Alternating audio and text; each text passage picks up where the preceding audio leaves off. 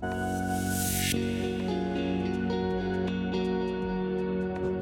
and welcome back to the Awakening Philosophy Podcast. My name is Jed and we are in the Socrates and Jesus book again, yet again. It seems that the Philosophical Midwifery book, the Symposium, and the Is It All Relative book are on the back burner because this book is the ancestral father of all books that are bangers.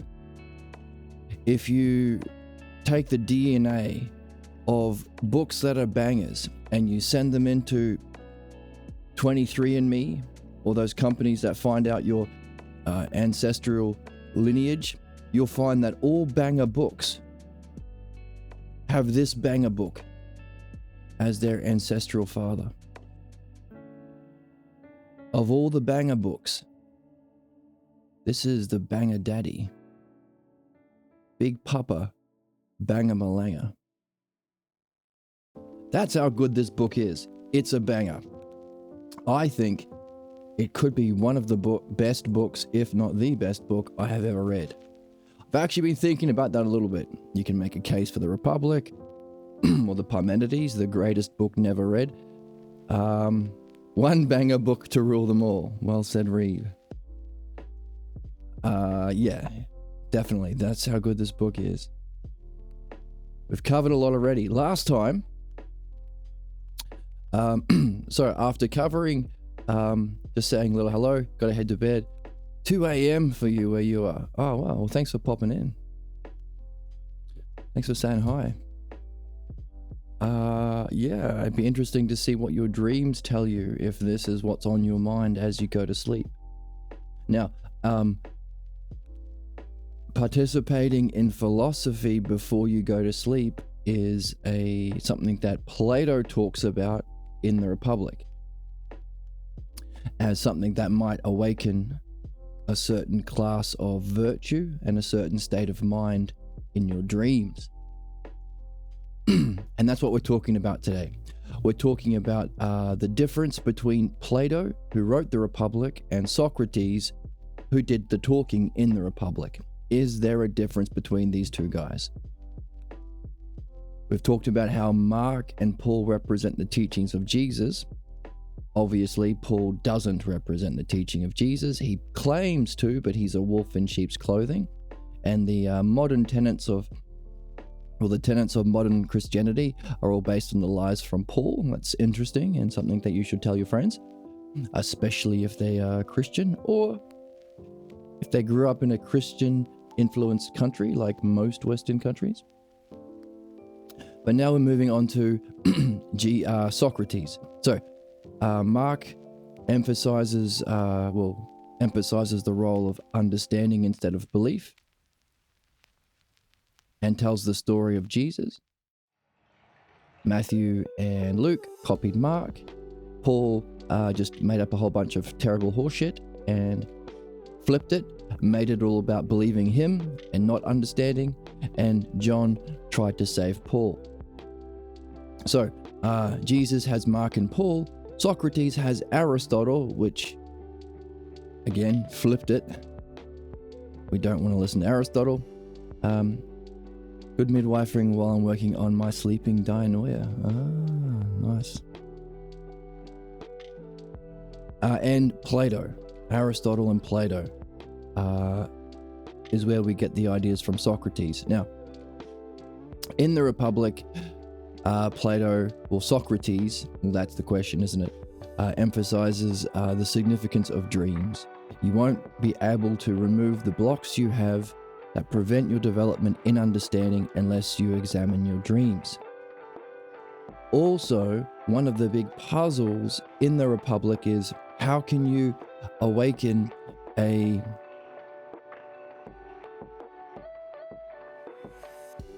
more primary, higher, innate kind of virtue. The virtues are normally talked about as something that you put into the body through practice. You tune into the stream every day Talk about it with your friends over coffee or cheers. But eventually you can awaken an innate virtue that you can hold on to. Well, hold on to is probably the wrong expression. You can keep, because it's innate. And that's one of the puzzles. And in that section of the Republic, he talks about the significance of engaging in this kind of reflection before bed. And something special might happen in dreams. That's for when we get into the Republic. But we are now moving on to, can we nail down Socrates' idea of philosophy? And then, we did that last time. Socrates made it quite clear. All bangers. The paragraphs were amazing, describing what enlightenment is, describing what mysticism is, describing what philosophy is. Philosophy isn't a many, there's just one philosophy. Aristotle, modern philosophy, is the opposite. Just like modern Christianity is Paul and not Jesus, modern philosophy is Aristotle and not philosophy. It's just one. Now, many people can say it or have said it before. People might see it in different depth. People might add to the song of philosophy. And Socrates hopes that you can sing the song of philosophy and add to that song as well. And you might even give birth to works that can last 1,000 years, be objects of contemplation for mankind, and rival even the inspired works of Homer and Hesiod. So, yeah. We nailed down what enlightenment is, and we pointed to the fact that, hey, enlightenment doesn't solve problems. It can obscure problems or lessen the power of problems for a while.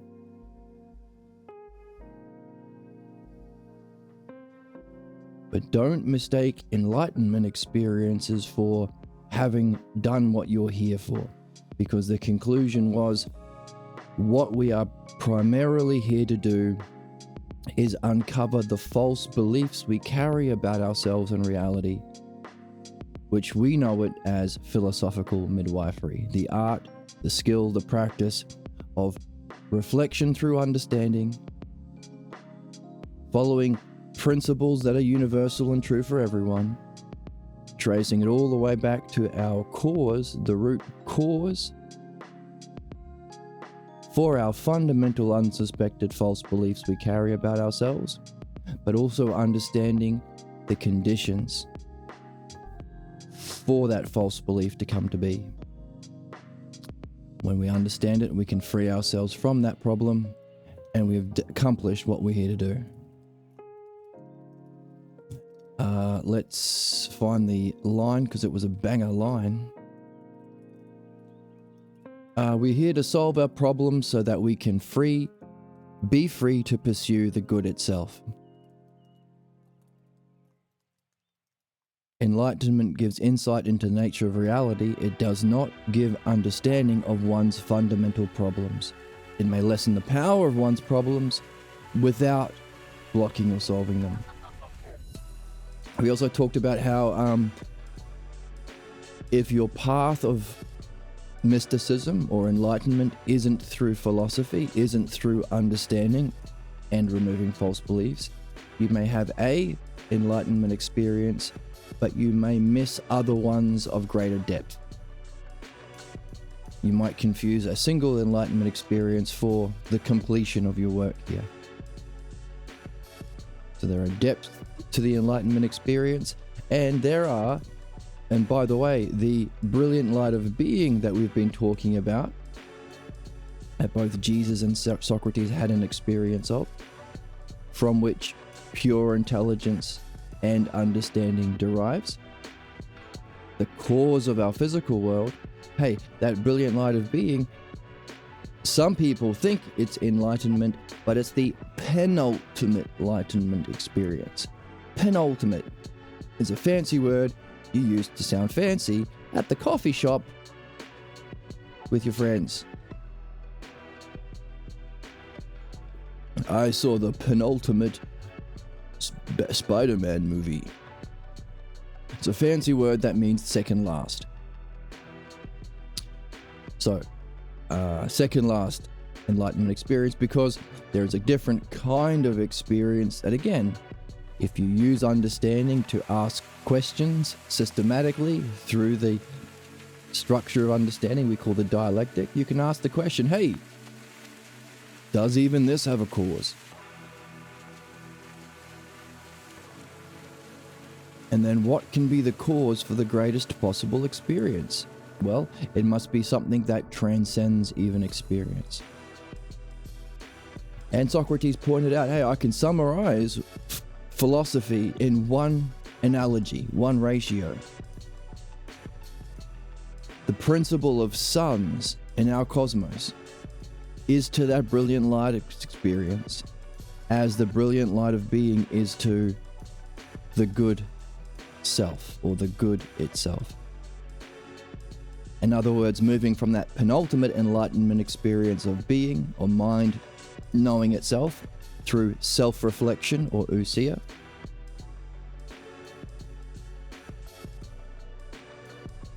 the movement from that to the final kind of enlightenment experience, you can use analogy to wonder about.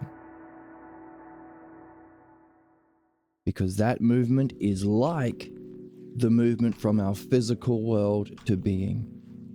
Not just our physical world, the highest cause of life in the physical world, the sun,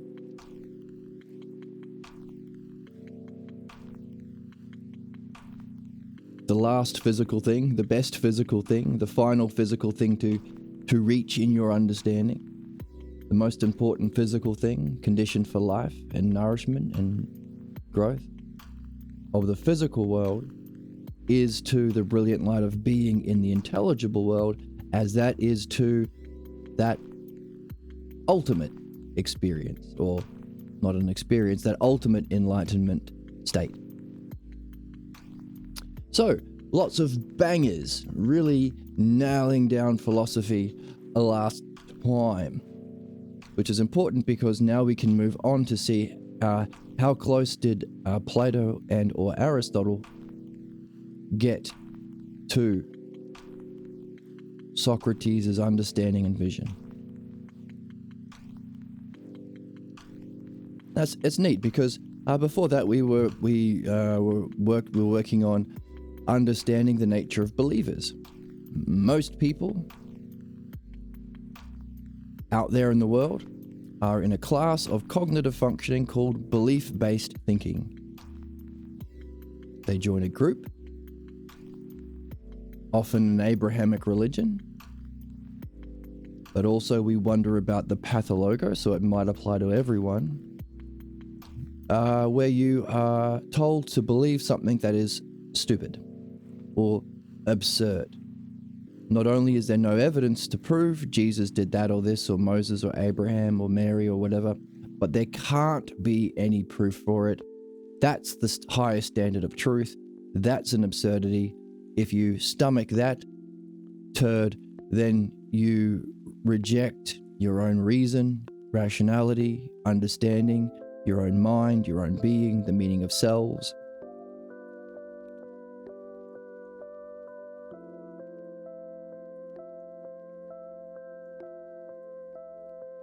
And we understood the nature of a believer is they're in a state of conflict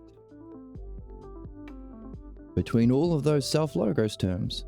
Supposedly they're the same as all the other believers, but they feel different. They're supposed to be a whole, but they still feel like a part. And ultimately, they have to accept limitations. You have to think this way. You have to accept this genocide. You have to accept this oppression of women. You have to accept these books. You can't watch Harry Potter. It's the devil. You only marry other Mormons. Only watch Tom Cruise movies because he's the best Scientologist. You accept a whole bunch of limitations. But there's an awareness that if you can leave your group, you can have a kind of freedom or unlimitedness. limitlessness. Now, also we understood, therefore, that the kind of existence of human beings in that class of cognitive development called belief-based thinking, which is common, MAGA, religious people, most people, and maybe everyone who hasn't removed their pathologos to some level is like this. We can understand them universally, objectively, not a matter of opinion, but an object of understanding that's universal, that's open to anyone who wants to understand. You can understand that kind of human being. They are in conflict within themselves, and that gets expressed in the world. We live in a world fundamentally governed by those kinds of people. Group-based thinkers, Democrats and Republicans, Christians and Muslims and Jews, and so on. Thus, we live in a world full of conflict and irrationality and immaturity, because their existence is defined by one of conflict, internally and externally. Now, also they reject the two fundamental principles for rationality and development and solving problems: ousia, or self-reflection, and logos, or understanding. So no independent thinkers, no self-reflection, no thinking about what you are and what you do, or how you think or how you act, and no understanding. So no ability to solve problems, no development, therefore we are stuck in a stagnant, caveman, zombie-like state of perpetual conflict within ourselves and the world. That's where we are at our stage of evolution.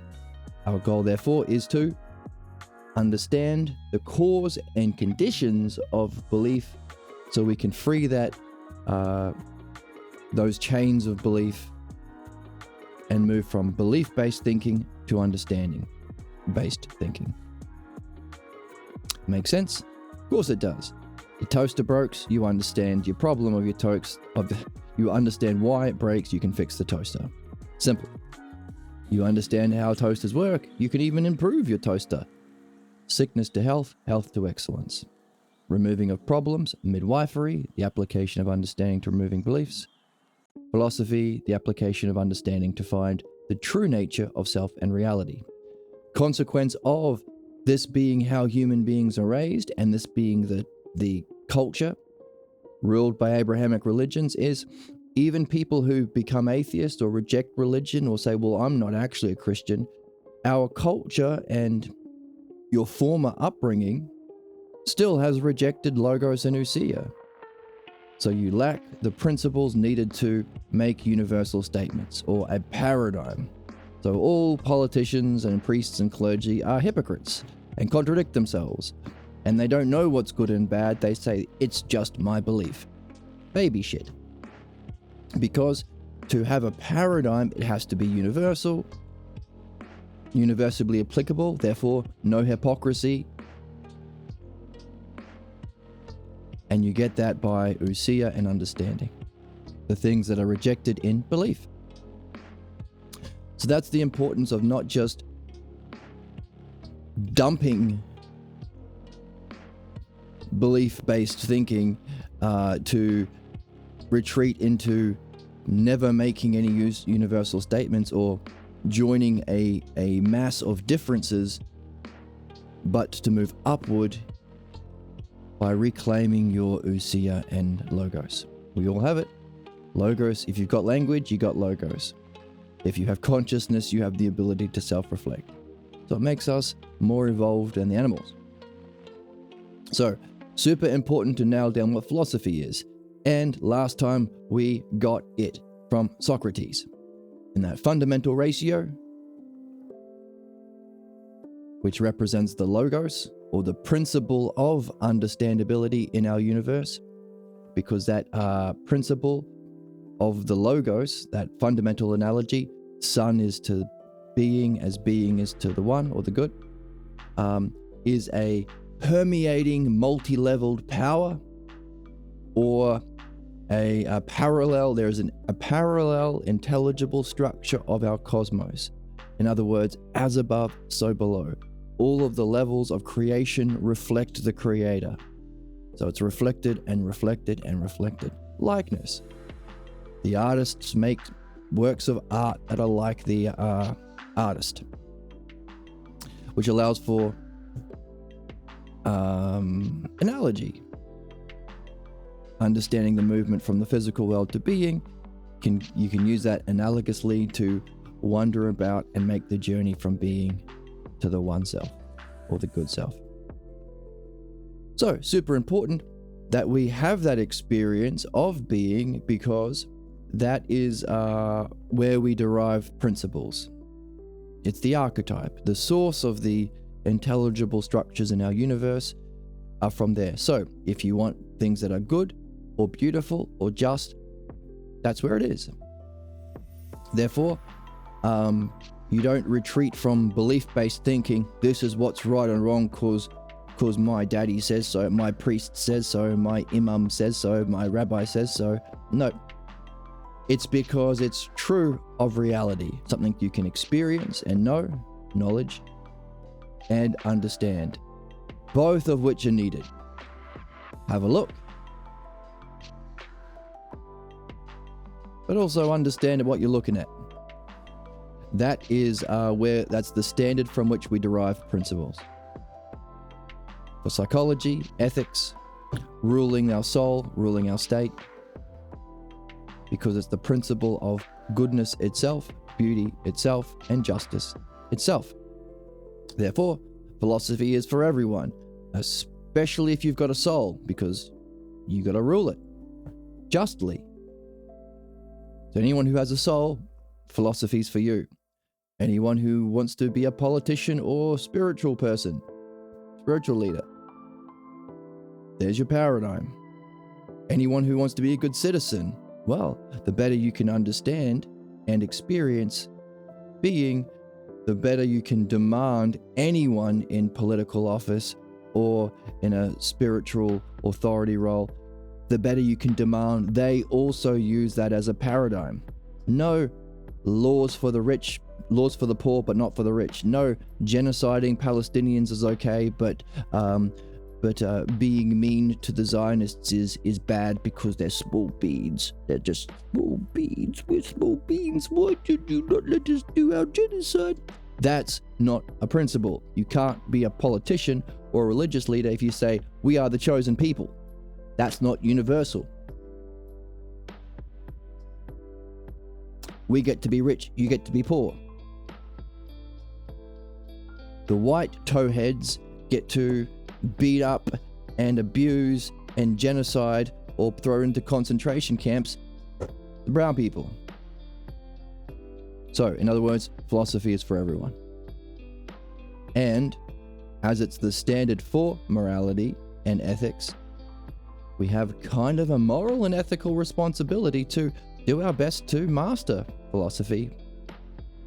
But also, if the cause of our conflict, our injustice towards ourselves, and our injustice towards others are fundamental false beliefs every human being gets from childhood, we all have we have our primary moral and ethical responsibility to learn philosophical midwifery and practice it to uncover those false beliefs.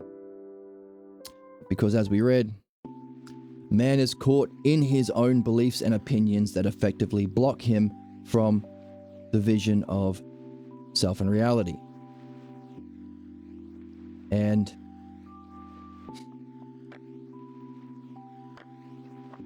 as Socrates says, there is a rational approach to surfacing the very blocks that we have to our highest vision. And that's important because rationality is open to everyone. It's not belief. You don't have to be rich. You can't have Coca-Cola patent it. You don't have to subscribe to anything. You don't have to join a cult or group. The way to this state of mind, the path of the mystic, the path of the philosopher, but really every human being's ethical path and quest is the way to this state of mind, and it's open to all. Okay, moving from not a mind, but to the mind, to know the true self. So that's what philosophy is. Isn't that neat? Just moving from beliefs to understanding. That's it. Isn't that neat? And you're a mystic. Hooray. You can have both kinds of enlightenment experience, knowing reality and that which transcends and causes that. If you have that experience of reality and you understand it in depth, well, now you've got wisdom.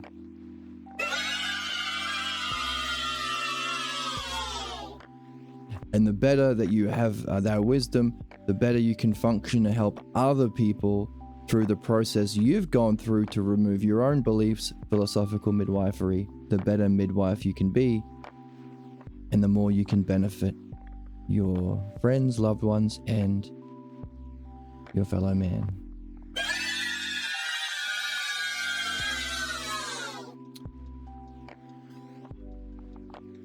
To remove those false blocking beliefs that we never even suspect we have. Because what is not suspected remains unknown. We're guided by questions in our quest for the truth. That's where we get dialogues. Our method is dialogues. By the way, anyone can sit and listen, because while every problem is unique, we share common features, because there is a finite number of human problems and there's a common theme or motif within all problems. So we can all benefit, even from watching other people go through midwifery as well. Dreams, of course, are rich sources of messages from the mind and can turn us about from our problems, from our distractions, and keep us on the noblest journey of philosophy. So we better learn the language of dreams. How do we move from the symbols, metaphors, analogies to the meaning that they are analogically pointing to? When you're dreaming about kissing a dragon on the Eiffel Tower, each of those elements are not literal. Your dream isn't saying, hey, tomorrow, don't go to the Eiffel Tower because you're going to kiss a dragon. No, it's not literal. Eiffel Tower will represent something. The dragon will be a metaphor for something else in your life. Can unlock the meaning of the dream, and the kissing will play out a drama that plays out in your life, not literally, but analogously. And the state of mind, that's the similes, state of mind, what's it like, is also something that we look at in dreams. Doing this, awakens a continual communication from the mind. And if we play the game, we're open to it, we're doing our best, we're talking about it, we're sharing it with people who have an open, generous, and state of being and love understanding themselves, and maybe even challenging everyone about their beliefs and about what are they using to govern their soul, like Socrates did. Then, in that rational approach to truth and exemplifying it or being that way, we can well, the word is the logos emerges. So we learn to see the logos, because the logos is the rational structure of everything in reality, but it's also knowable, but it also has a selfhood. There is an existence of it. It's not a dead thing. And it's not a cruel thing, it's a very caring thing. So through the logos we get benefit. And so we're developing a seeing or a relationship with the logos. And that's the game. Okay, different stages of enlightenment. Being bathed in the light can conceal your problems.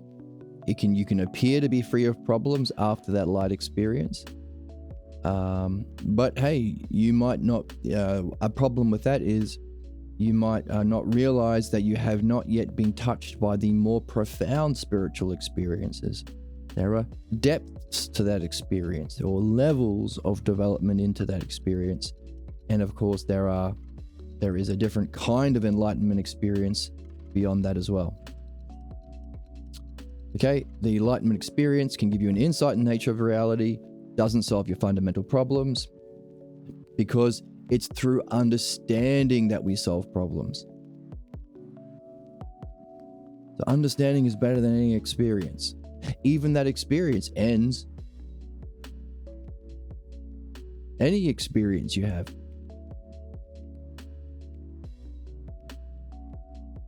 is dead. What's meaningful or significant is the understanding you derive from that experience. Are you reflecting on that experience? Any experience you have, can you find the logos in it? Can you gain an understanding of it? And understanding also solves problems. And we have that story of Jesus from Mark as someone who didn't apply understanding to his light experience and just played out his problems with greater spiritual power. Just went hell for leather into his religious false beliefs. Identified with the prophecies and the son of David and got on that donkey and did all the steps and blah, blah, blah, blah. Challenged Pontius Pilate, trying to be the king of Israel. All of that religious stuff. So very, very significant understanding, even more than experience. Enlightenment experience gives an insight into the nature of reality, but it does not give understanding of one's fundamental problems. It may lessen the power of your problems without blocking or solving them, because problems can only be resolved, say it with me, can only be resolved, can only be Hey, whoa. Who asked resolved you? Pour much? by I'm too pure. understanding. I don't want to eat a monkey. Not by eating a monkey, Joe Rogan. It can only be resolved by an understanding that answers the problem. We have to find the question and then give it an answer with the logos. We are here to solve our problems so that we can be free to pursue the good itself. So, we have been saying the meaning of life is to move from belief to understanding, which involves both midwifery and philosophy, both midwifery to remove the false beliefs and philosophy to understand what's true.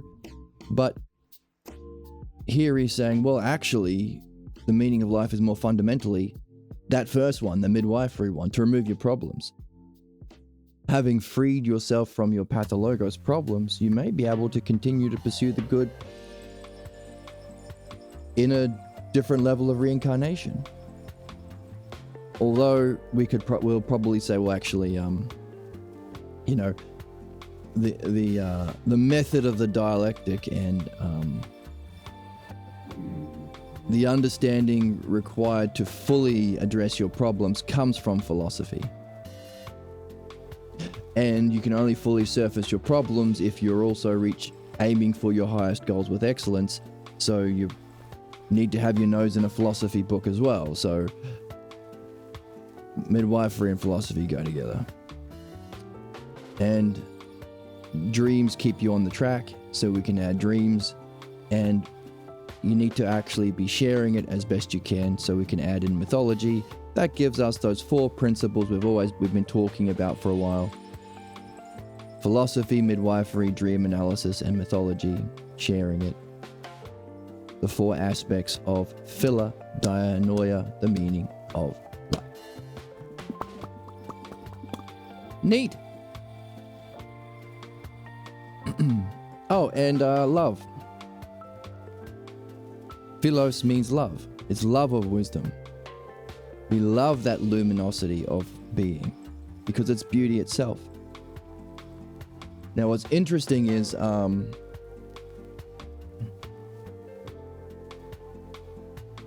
he goes on to say that there is a kind of love for a beauty beyond beauty itself, the one self, which is interesting. And I think we got a clue earlier when Socrates says, in the symposium when Diotima, Socrates' female spiritual teacher and guru and guide, Diotima of Mantinea, was describing beauty itself as a combination of positives, or the highest words, and negatives. It's not this. It is this, but it's not this. So I wonder if that's a clue because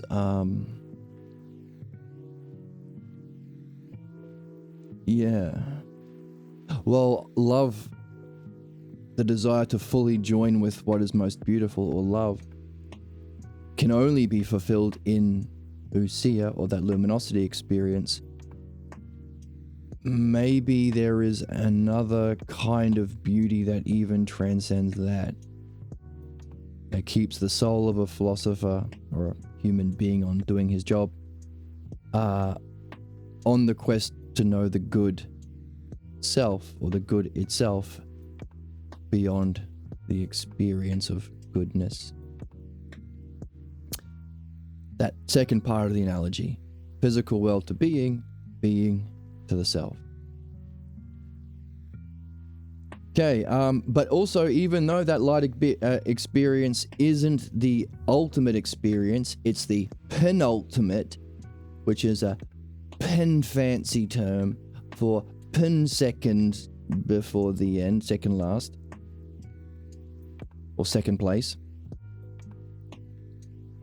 It's still important to have that vision because that gives you a fundamental insight into the presence of justice and goodness at the core of reality. It's important to realize you live in a world that's not fundamentally unjust, even though in our physical world, marked by the level of development of believers, and therefore in extreme conflict, and the leaders marking that stage, they are the stupidest and cruelest and most irrational and immature people leading our world, because that most exemplifies leaders of belief, because belief is irrational and it is cruel. It's not neutral. It's fucking terrible to tell someone, do not understand, just believe. Ignore your lying eyes, your lying mind, your lying being, and your lying self, and believe this irrational bullshit. Rejecting ousia and logos, which is needed for our solving problems, removing suffering, and reaching our goals. That's fucking harmful. It's not neutral. So there's, hey, let's just don't challenge any religions or political beliefs or anything like that. That's the massive differences. Lacking any ethics or morality or universal principles to make any generalized statements at all. A mass of morons. The current left wing.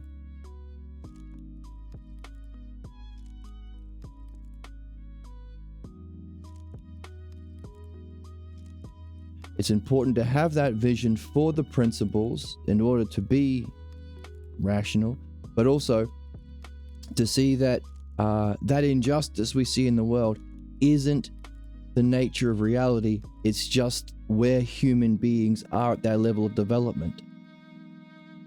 Our job is to master that paradigm and make our human laws in harmony or aligned with the laws of the universe. That's the logos. If we are in disharmony with reality and our planet and our environment and our fellow man, we go extinct and we suffer all the problems we're currently suffering. So that light experience, that vision, is necessary to see for yourself. Oh shit, it is a just universe. It is the way it needs to be. There is an order behind everything. And it's good. It does care about you. It's not indifferent or cruel. There's a fundamental justice and goodness at the core of reality. Our species isn't aligned with it because everything we are seeing is simply a message screaming at us, do your job. Otherwise, the race goes under. Don't be neutral to beliefs, remove beliefs. That served a purpose as cavemen before you could think. Now it's the cause of human problems, conflict, internally, externally. And also it's screaming at us. Also, hey, what happened when the Democrats didn't establish the universal principles? The fascists, the billionaires, the mass murderers, the genociders, they took over. Of course they did. If anyone can fly a plane, it's the sociopathic people who don't know how to fly the plane who will say, oh yeah, I'm going to be a pilot and crash the plane.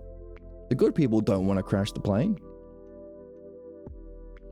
So, even though we're playing out the implications of group-based thinking, belief-based thinking, as a message for humanity to learn the logos, establish the paradigm, and learn midwifery to solve problems, it doesn't mean that reality itself is unjust and cruel. So, the necessity of seeing justice and goodness at the core of reality from that vision of Usia that we prepare our mind through understanding. Again, belief blocks it, understanding prepares you for it. Belief is opposed to it, logos and Usia is the path to reach it. If you do have it and you apply beliefs to it, you play out a pathetic tale like Jesus in Mark. If you apply understanding to it, you can develop excellence. You can develop art, you can benefit your fellow man, and you can go beyond to reach your purpose, the ultimate enlightenment. See? Belief equals bad, understanding equals good. For the bumper sticker on the Etsy store.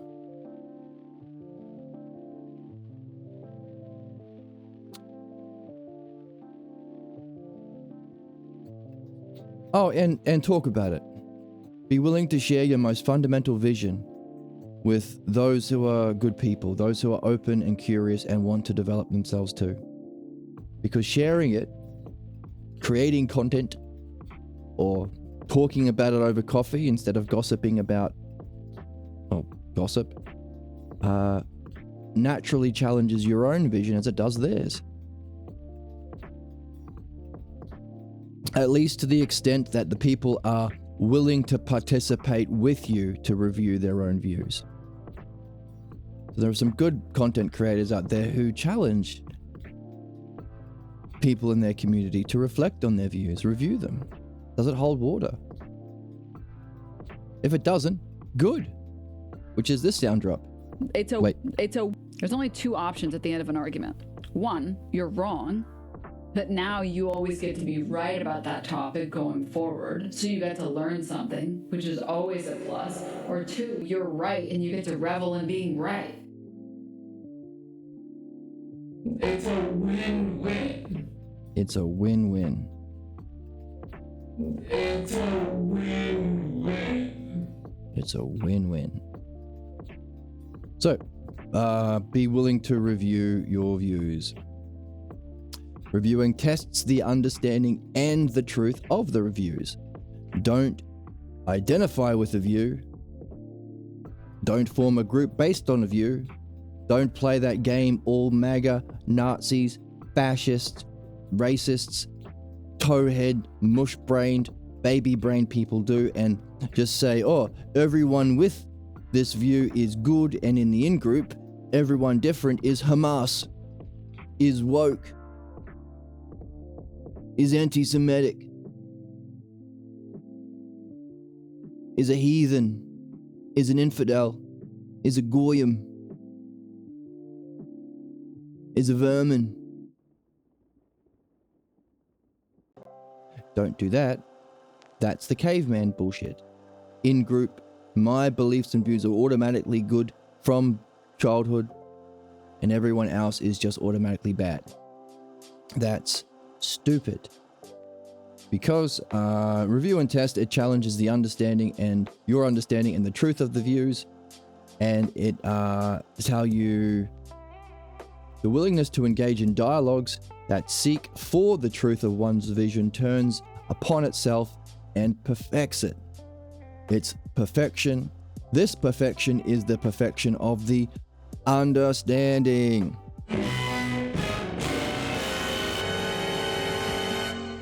We won. Philadelphia, name of the game. Towards the unfolding of a deeper truth. And though truth itself is elusive, it is always worth the effort to draw her out. Which is actually a quote. Do we have the quotes? I don't think we have quotes here. I'll need to put that on the... Yes, we do. It's there. I have this quote app thing. And one of the things that Socrates has said in our readings is this. I would contend in every way about the following, says Socrates, as far as I am able, in both word and deed, that it will be better, we will be better and more virile. The word is courage. Okay, we will have more courage and better and less pathetic if we think that we must search for that which one does not know, rather than thinking that it is not possible to discover that which we do not know, nor must we search. I'm sure we've got a better version of that. Yeah, this one. I will contend in every way about the following, as far as I am able, in both word and deed. We will be better and more courageous and less of a do-nothing loser if we think that we must search for that which one doesn't know, rather than thinking it's not possible to discover that which we do not know, nor must we search. Meno 86b.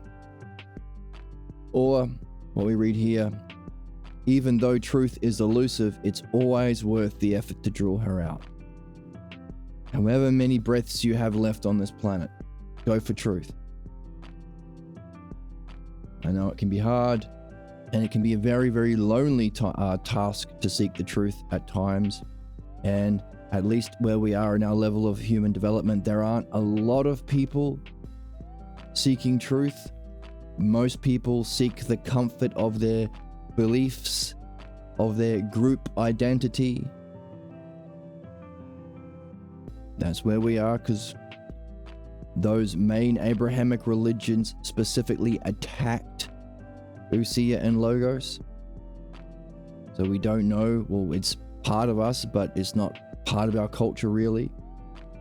And of course, the human problem with pathologos beliefs is one of the underlying causes of our lack of development and our loyalty to false, harmful beliefs is we fear the mind. We fear understanding. So when you look at the MAGA people or the Nazi people or the racist people or the sexist people or the bullies, they hate understanding and independent thought. The bullies beat up the unique people and the smart people on the playground or at the gym. The fascists, the Nazis go after the thinkers first. People wearing glasses even, that's how stupid they are. Trump, what's he doing? Defunding schooling, changing the history, getting books out of schools, attacking smart people, calling them the naughty word. Not Hamas, but woke. Everything smart and thoughtful and true is bad because it's woke. Or a few years ago, the word of the day was socialist. Everything good and rational and mature and kind is socialist and bad. Fucking stupid, but that's the game. Caveman thinking. Inside cave good, outside cave bad. And every belief has a word for automatically bad, anything different from my group. Scientologists just call them, there's a word in Scientology for it.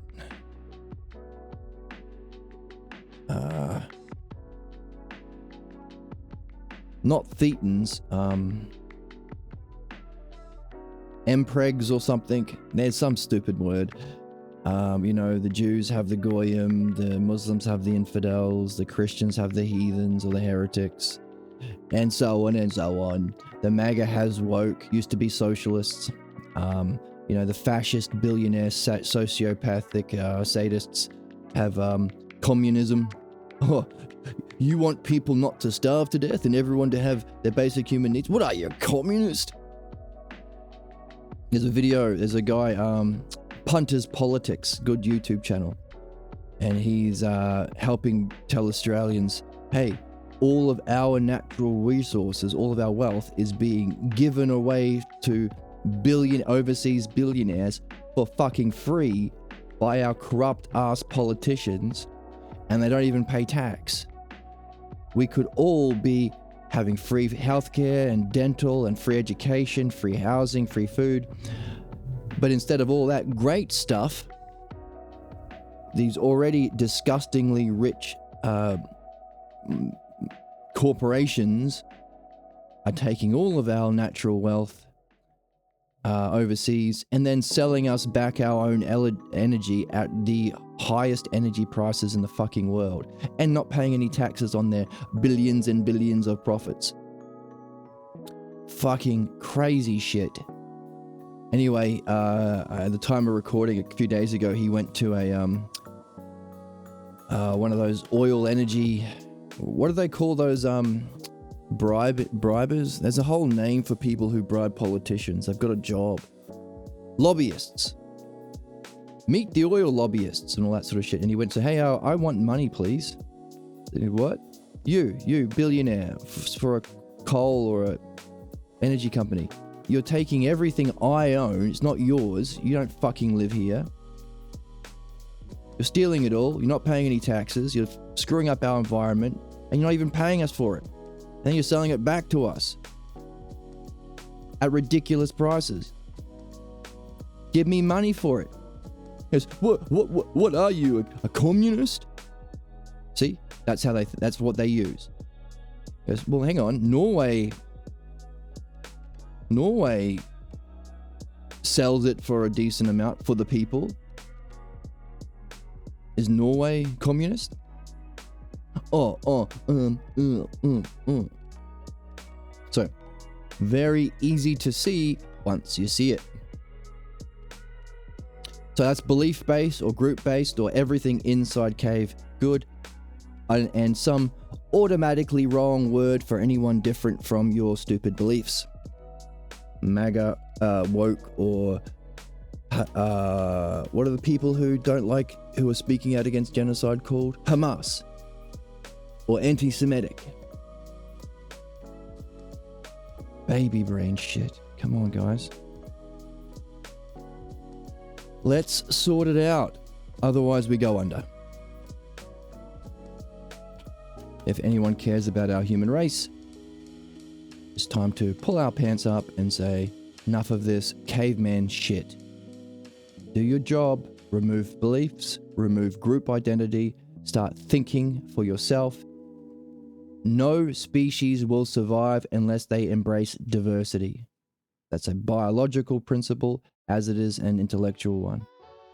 Allow for differences, allow for independent thought, and allow everyone to come together in understanding. So, always worth the effort to seek truth.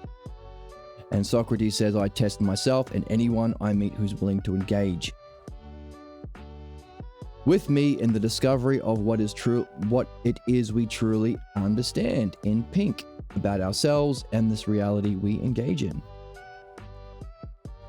The ideas of life and death, the divine and human, wisdom and ignorance are the ideas I'm drawn to and are perfected in exploring with others. So that's the sort of things we're interested in. What's the meaning of life and death? What's the nature of the divine? Not a belief. How do we understand it? It's through understanding we reach truth, and it's in talking about it that we perfect that understanding about the nature of God or the divine, what it means to be human, what is ignorance, what is wisdom, what's the meaning of life, and what happens when we die. All the stuff that we talk about here. So if you're here with us, you're in the right place because You're a wizard, Harry. you're a wizard, Harry. In fact, we are all wizards, Harrys. You're a wizard, Harry.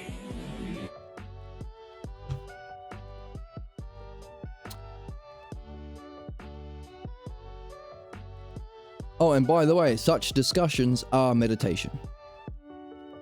It's logos meditations. So we talked about last time, sustained concentration is meditation.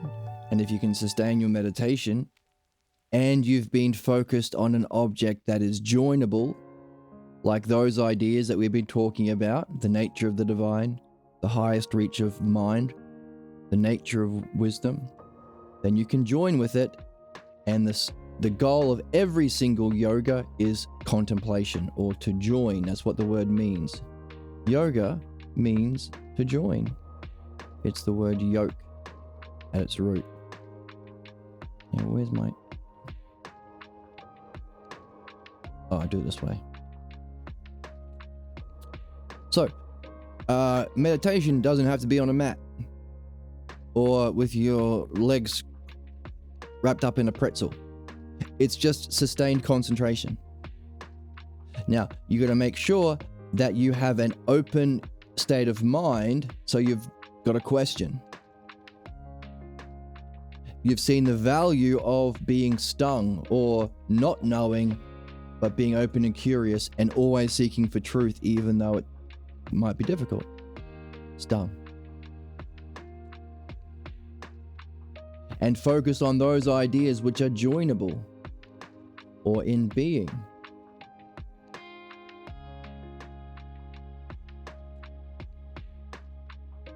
And don't forget, it's reached and perfected ultimately through understanding. So have logos or understanding too. Now in these discussions that we've been talking about, you've pulled all of the separate elements characterized by all the different meditations and yogas into one. You've got the ultimate yoga. You've got the Voltron of yoga. You've got when all the Power Rangers come and make... I never watched Power Rangers. What's the Mega Ultra Ranger when do they I'm sure they combine. Yeah. All right, I looked it up. It's Megazord.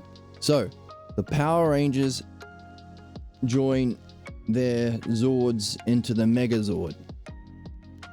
So you can look at these and say, hang on a second.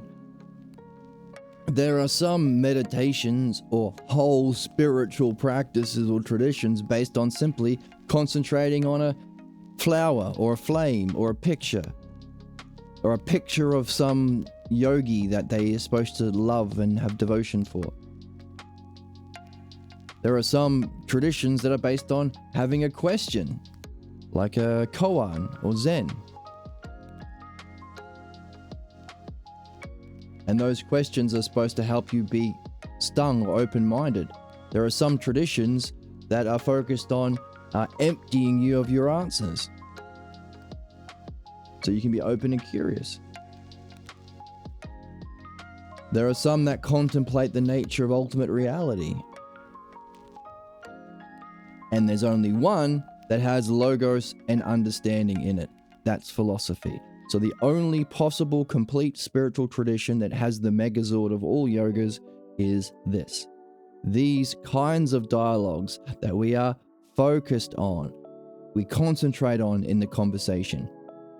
You go off on a tangent about Tom Cruise and who he's dating right now, or what Betty texted to Janie on Instagram. No, that's, hang on, we're talking about this. We're talking about this thing that we're curious about. What we're reading in the text. What we've seen in midwifery. What we've discovered about wisdom in this book. Or about love in this book. Or in the symposium. So, focused, concentrated, on being, in conversation, using your highest vision, using your highest understanding, following questions together, ultimately following the dialectic so you can follow even a structure of questioning. That's midwifery as well as dialectic. That's the megazord of meditation. And if you can do that as a way of being, lots of coffees, lots of talks with friends like that, get yourself a friend who can do that, then you can join with it, and that's contemplation. And Socrates is saying, my talks are logos meditations, since they always weave within them the mystery of the logos and how it unfolds its truth in our every gesture, thought, perception, and act. There's other significance of it. Even if you're not having or triggering that contemplation experience of being, or the other one, that's the penultimate one, you can still gain insights incrementally. You can gain an insight into, oh, that's this gesture. Every time I get nervous, I have this tick, or do this thing with my hands, or this thought every time this happens.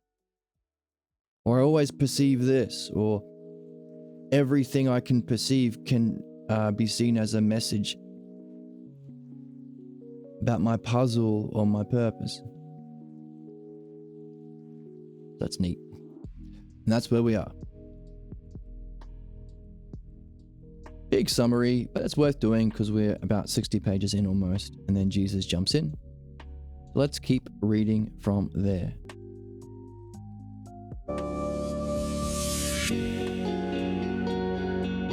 Let's keep reading. Tuk-tuk is off. I'm in hat mode. I'm also a little bit sleepy. I was out playing music last night. Well, the Saturday, or it's a Sunday for me. So let's keep reading.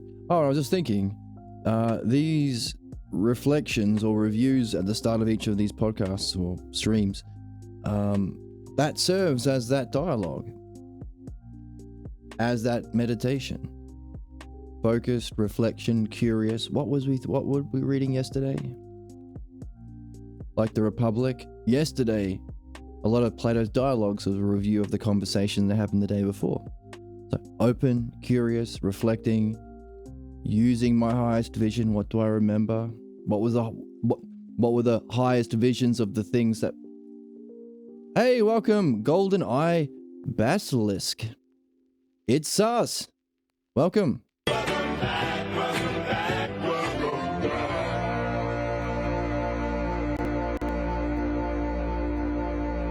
You've made an alt. Because you make people mad. How do you make people mad? With being a silly goose. What have you been doing? Have you been asking people questions to get them to reflect on their highest vision and understanding? On the beliefs that they don't know they carry? Or asking them questions on how they're governing their soul and whether or not it's with understanding? Yes. Wow. Wow. Wow. Wow. Wow. Wow. Wow. Wow. I was joking. Good. Good for you. Disagreeing and asking questions makes people angry. I would never have known. That sentence is... That Etsy store that you're starting, that one sentence can be my biography. The biography of Jed. That's my whole life. Yes. Hopefully this book gives us a map for understanding the different ways in which people respond to questions or new truth, so we can artfully navigate their responses, so we can, help them turn around more artfully and also in a way that is more fun for us. Which is why I can't get enough of this book. I mean, the author of this book said to me once, he said, because you know that the nature of human problems is that we're blindly loyal to our false beliefs from childhood. Now, that's why no one gives a shit about your dumb opinions. That's why a lot of people have kids, because they're the only people who care about their opinions. The only time people care about what you think or do is if it challenges their way of being. Only dancing, not in cats. That's very nice. They only care if you're challenging their way of being. And Pierre said, you know what? In the 60s, when the American black population were fighting for civil rights, they challenged the average white man, American white man, who thought of black people as subhuman. All that Jordan Peterson shit, less cranial capacity, or monkeys and all that crap. And so Martin Luther King and the Black Panthers and all those people were saying, hey, look, we are going to challenge their fundamental racist beliefs by showing that we are rational, by being more rational even in the response to their violence and hatred and bigotry. Anyway, so in the 50s and 60s, he was meeting with them, and he said, you know what? You think you're hated? I'm a philosopher. I'm the most hated. You're hated in America right now because you're challenging the beliefs and way of being of the racist population. I'm a philosopher. I challenge everyone's way of being. Therefore, I am the most hated. At least you guys have each other. I'm on my own out here. It's the most dangerous job. The purpose of everyone is to move from belief-based cognition through reflecting with questions, testing our understanding, testing our vision, into understanding-based cognition to organize our soul and our countries.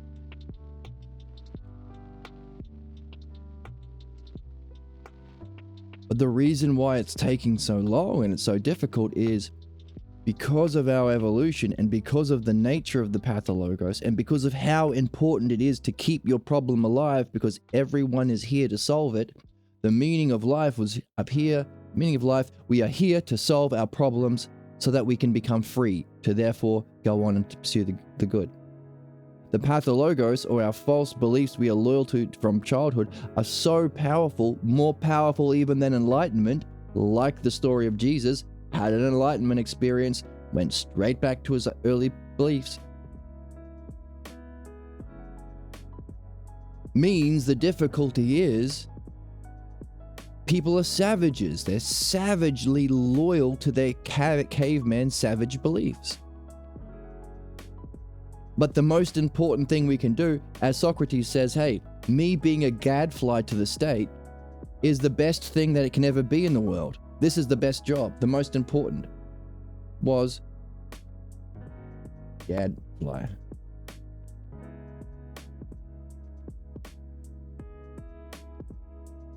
There is no better thing that has happened to any society than my role as a gadfly, asking questions. Challenge everyone to examine. I question everyone I meet to defend their ideas, to challenge their false beliefs, which we're always exhibiting in our mannerisms and how we talk, our gestures, how everything reflects either the logos or the pathologos. That's why I say we're all in this game. You're never not doing a dialectic. The question is, does your dialectic, are you carrying a definition, functioning through demonstration, division in all relationships and functioning, and then coming to a conclusion? That's the 4 stages: definition, demonstration, division, and conclusion. Are you doing your dialectic on the logos or pathologos? That's the only question. The pathologos reflects your false beliefs. The logos reflects reality, truth. We carry a false definition of ourselves. causes our demonstration or our state of mind. It molds us. And division in every relationship, in every activity, in every gesture, in every mannerism, leading to a conclusion, I guess I was right all along, a self-fulfilling prophecy that keeps us stagnant, stuck in our false beliefs, hating the mind, hating reason, hating anyone different than our family. Or through removing the pathologos, we're free to put in all the real terms in our dialectic. What's the true definition of self and reality? How does it truly demonstrate itself in pure consciousness, the brilliant light of being? How do you divide up the brilliant light of being into all of the principles of understanding? And how can you use all of that to function in the highest possible way? A midwife, a philosophical midwife, or a dialectician. That's the real 4 categories of the dialectic.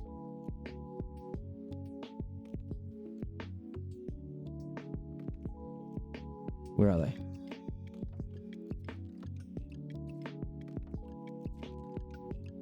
Yeah. You got both. What is the definition, self itself, of yourself? What is the one self?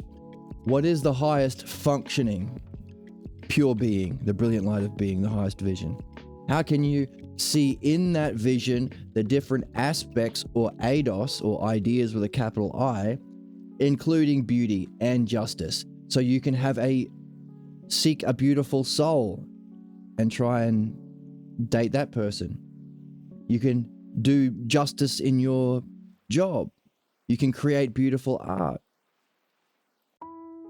You can have good conversations. You can use this understanding for dream analysis.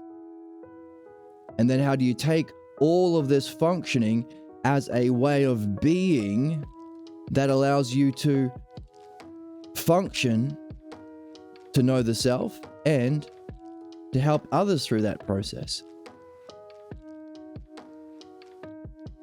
But we're always doing it anyway. The only thing is we have a false definition of ourselves that causes our states of mind we get stuck in and we play out endlessly. In everything we do, in our relationships, in our work, in what blocks us from our highest goals, and what causes us to settle for this or that. Coming to a conclusion, I guess I was right all along, and I guess I am this person. A Christian, a Muslim, a Mormon, no, that's not the pathologos, that's like it, but I am this less version. So we're all doing it, we're all philosophers.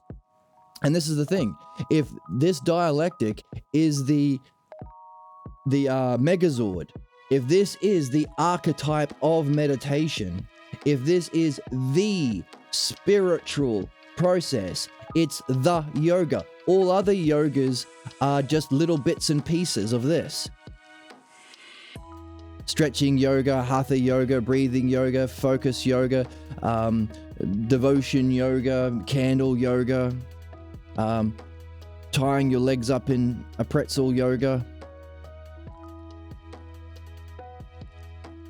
It's all just bits and pieces of this. If this is the model, and we're always doing it anyway, the difference is, if the dialectic is the structure, the terms that populate it is the logos, therefore logos plus dialectic equals dianoia, that's understanding.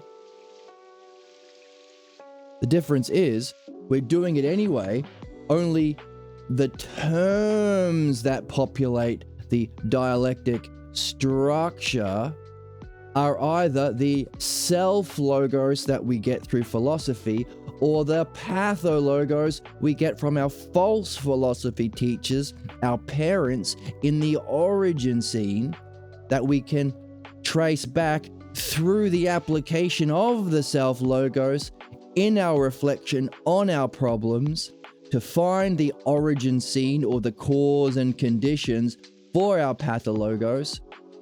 And Socrates says that activity, that's the meaning of life.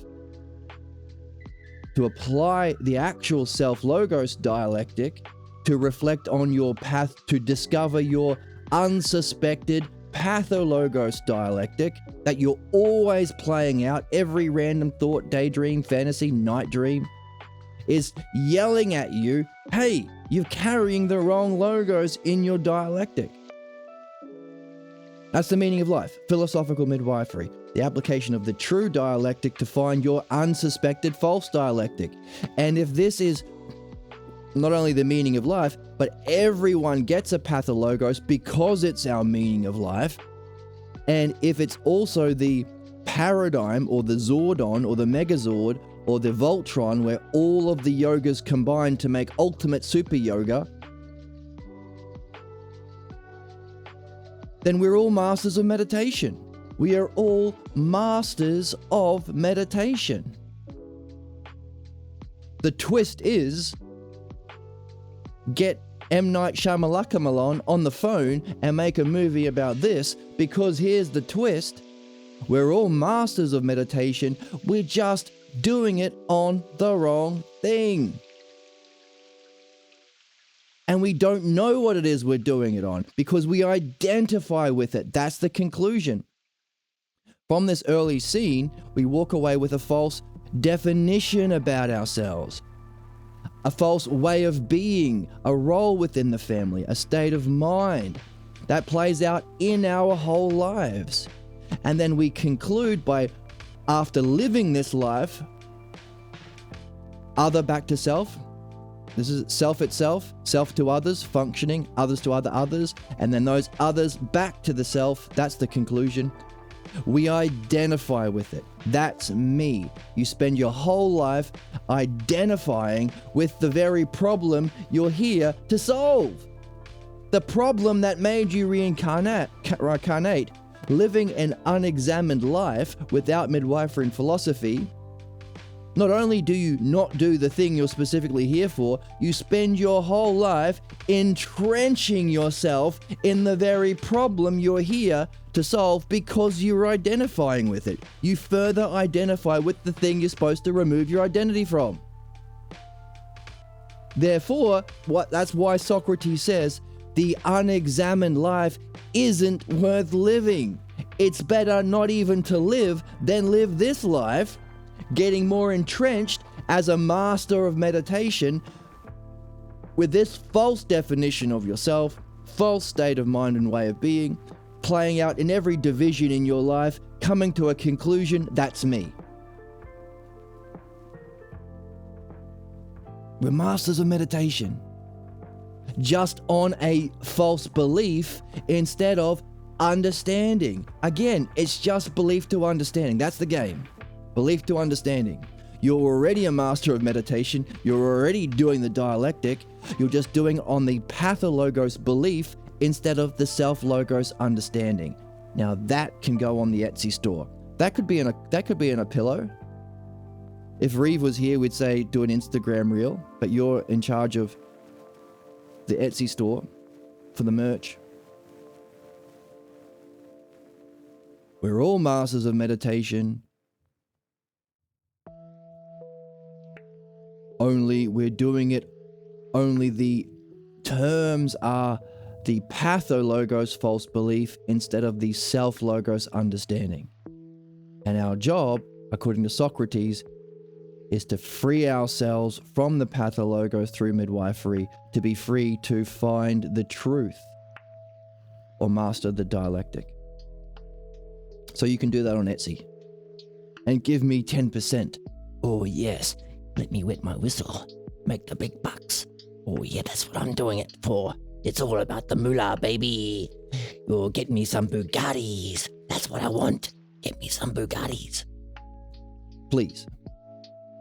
Some Bugattis. I'm not greedy. I don't want all of the Bugattis. Just give me 10% of that Etsy so I can get a few Bugattis. Let me catch up on chat. Whoa, what's that? Dancing cardboard boxes? I haven't seen that before. There you go.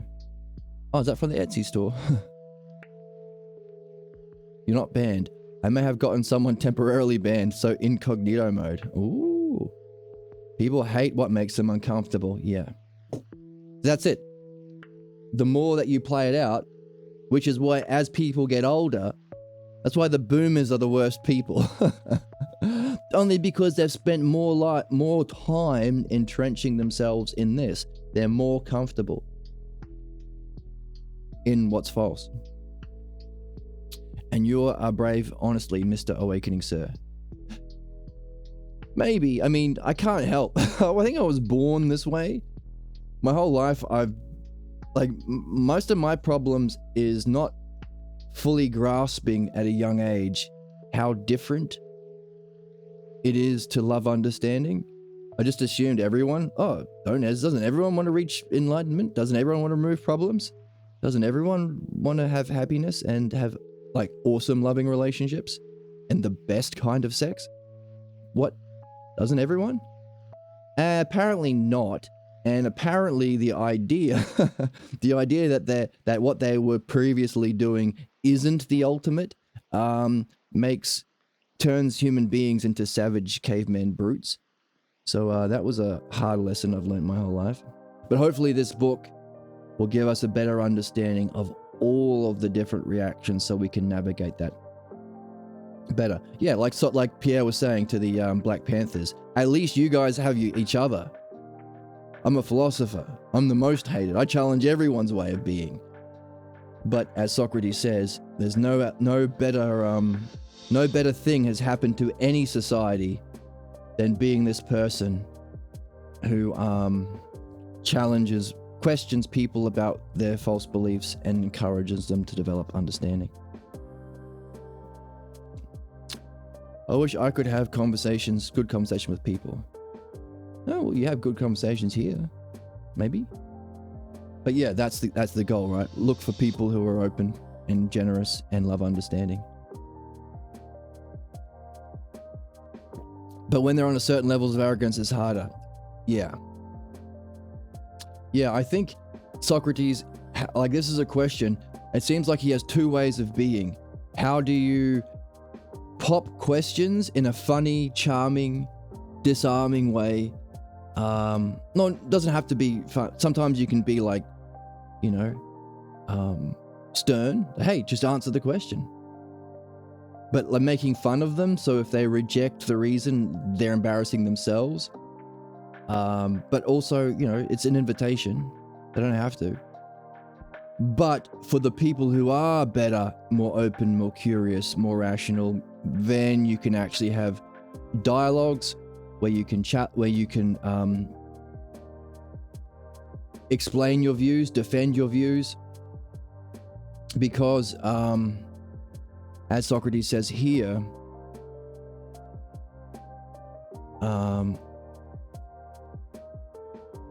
only questions can unearth the roots of ignorance the roots that are unknown.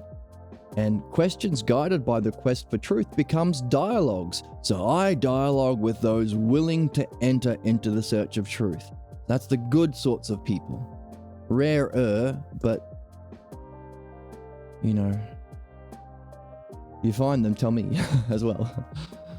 Our dialogues are never confined to an inner circle. Anyone can listen in. I remember talking to Pierre, and we'd sit down over lunch or something and we'd start a conversation. Then all of a sudden, 12 other people would mysteriously appear at the table, and then 10 recording devices would appear on the table, because people who recognize it saw how valuable, get rid of some spam, how valuable and rare these conversations are, that they're wanted to record it. And quite rightly so. So yeah, so anybody can sit and listen, because those who care to sit and listen to these dialogues see in another person's problem aspects of their own. The heart to heart without religion and without beliefs. Yeah. Now you can have a heart to heart, through understanding about religion to unearth why you believed this or that religion. You just got it from your parents. That's not a hard mystery to solve, because Muslim babies seem to have Muslim parents, but Catholic babies seem to have Catholic parents. Let me a beautiful mind it. Let me solve the equations. Let me put it together. But Jewish babies have Jewish parents.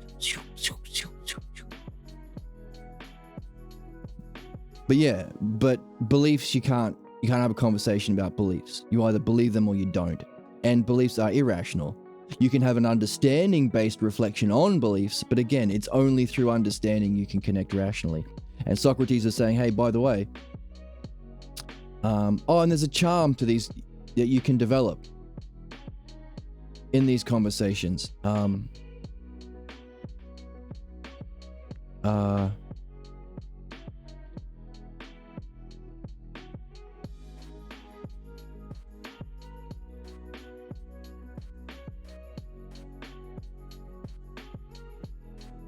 He says this, these dialogues with good people, reflecting on our highest vision with our highest understanding, is the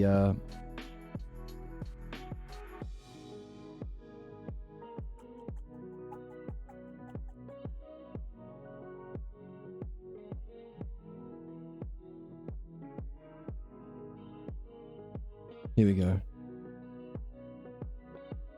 The willingness to share in an encounter with someone who is willing to share their most fundamental vision naturally challenges your own vision as it does theirs.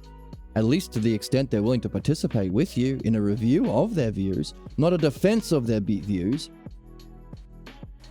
not an identification with their views, a review of their views. This is a challenge because the review tests the understanding. There we have the vision and understanding.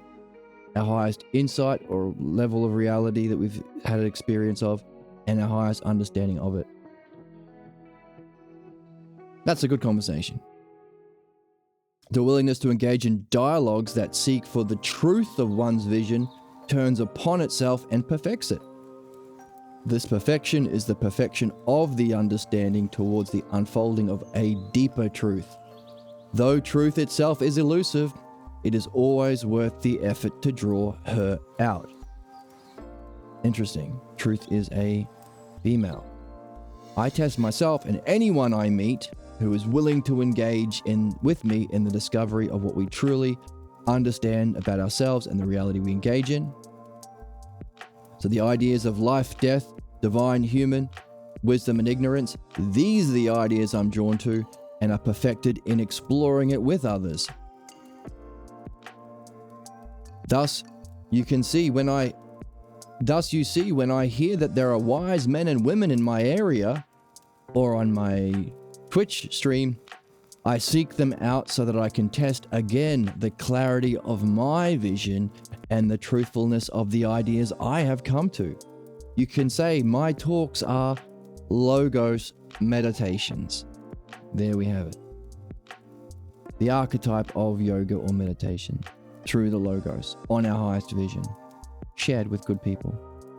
Since they always weave within those discussions the mystery of the logos. How come we're always being communicated to? How come there is a rationality behind everything? How come if we follow that through these discussions of understanding on our highest vision, we are awakened to higher and higher dimensions of reality and cognitive functions? How come we can have enlightenment experiences and even beyond them through this mysterious logos that cares about us and is just? That's the mystery of the logos. Follow the logos. And we were saying, the difference is that logos we're after. That's the logos. So we're already living a life, we're already walking dialectics. We want the logos, the mystery of the mysterious,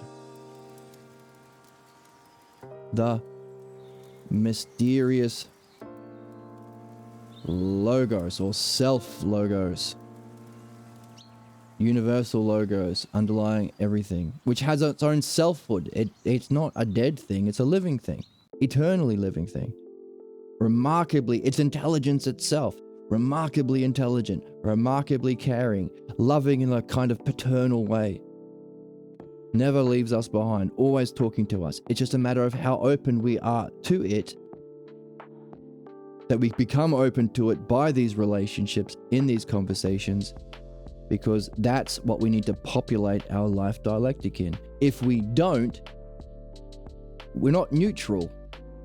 It's like there isn't a neutral. We're still doing it, we're just doing it on what causes harm. The harmful patho, which means sick.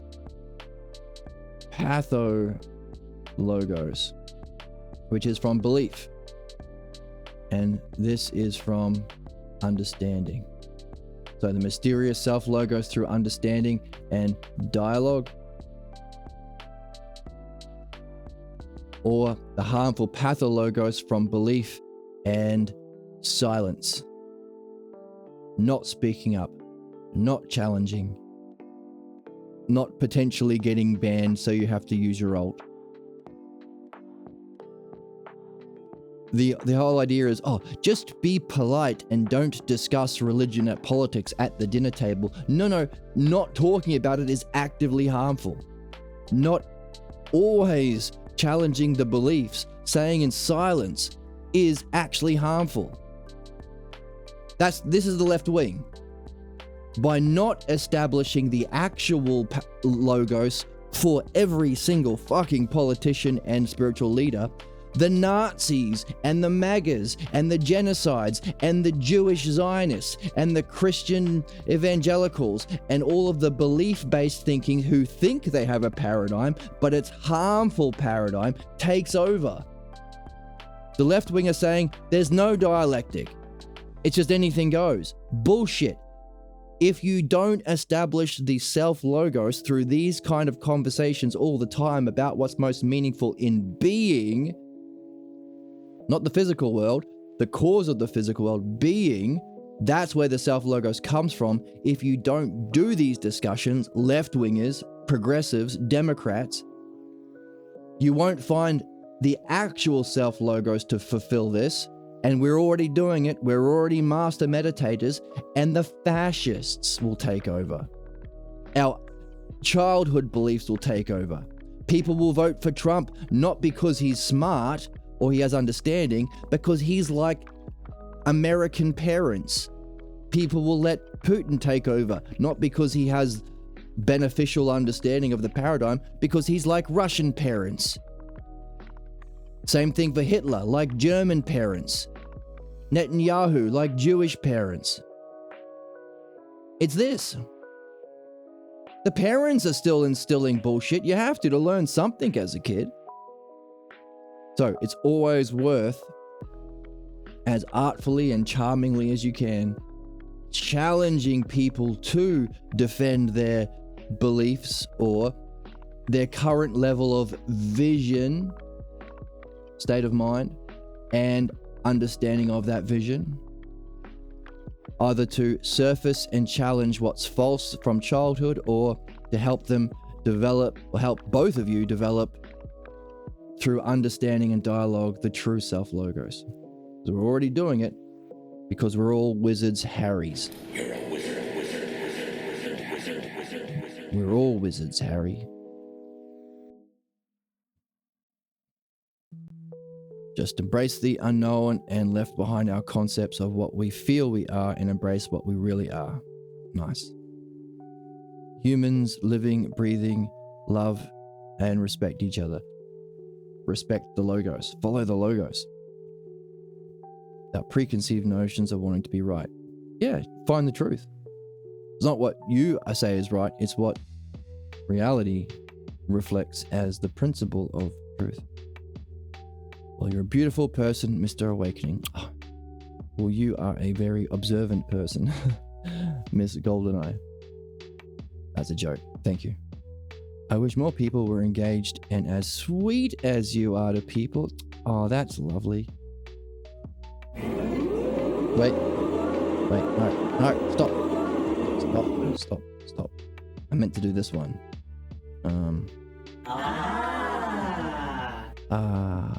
That sounds bad. Thank you.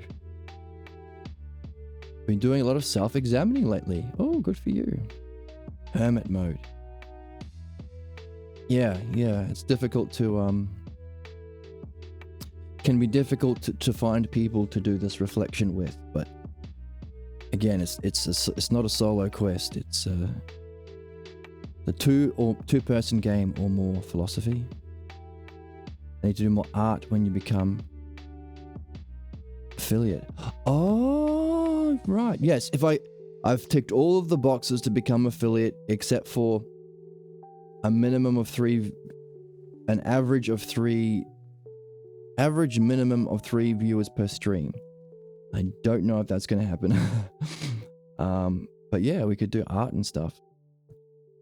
Now, I've been, like, Saturday night, so tonight is, I'm a bit tired because it's Sunday morning where I am, and Saturday night's a big music night for me. So, I've been working on my music rig. So I'm wondering if I should stream music on this channel, because I might be more likely to get more viewers playing music than reading philosophy. I do have another channel for my music, but I've been thinking of streaming again music. So I don't know. You are a pirate, Mr. Yes. Arr, mateys, on the high seas of them there waves of... Oh, no, that's... remember Pierre said something like this once. He said,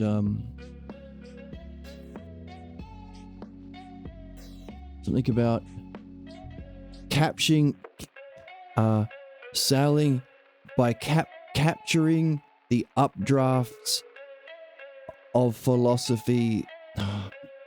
Sailing through the logos, capturing the updrafts of philosophy. I wish I could remember what it was. Yeah, something like that. Pirate on the seas of the philosophy waves or something. Like to be challenged, life is boring without a good dialectic. Well said. And not worth living. And then we have Mr. Spam, get rid of him.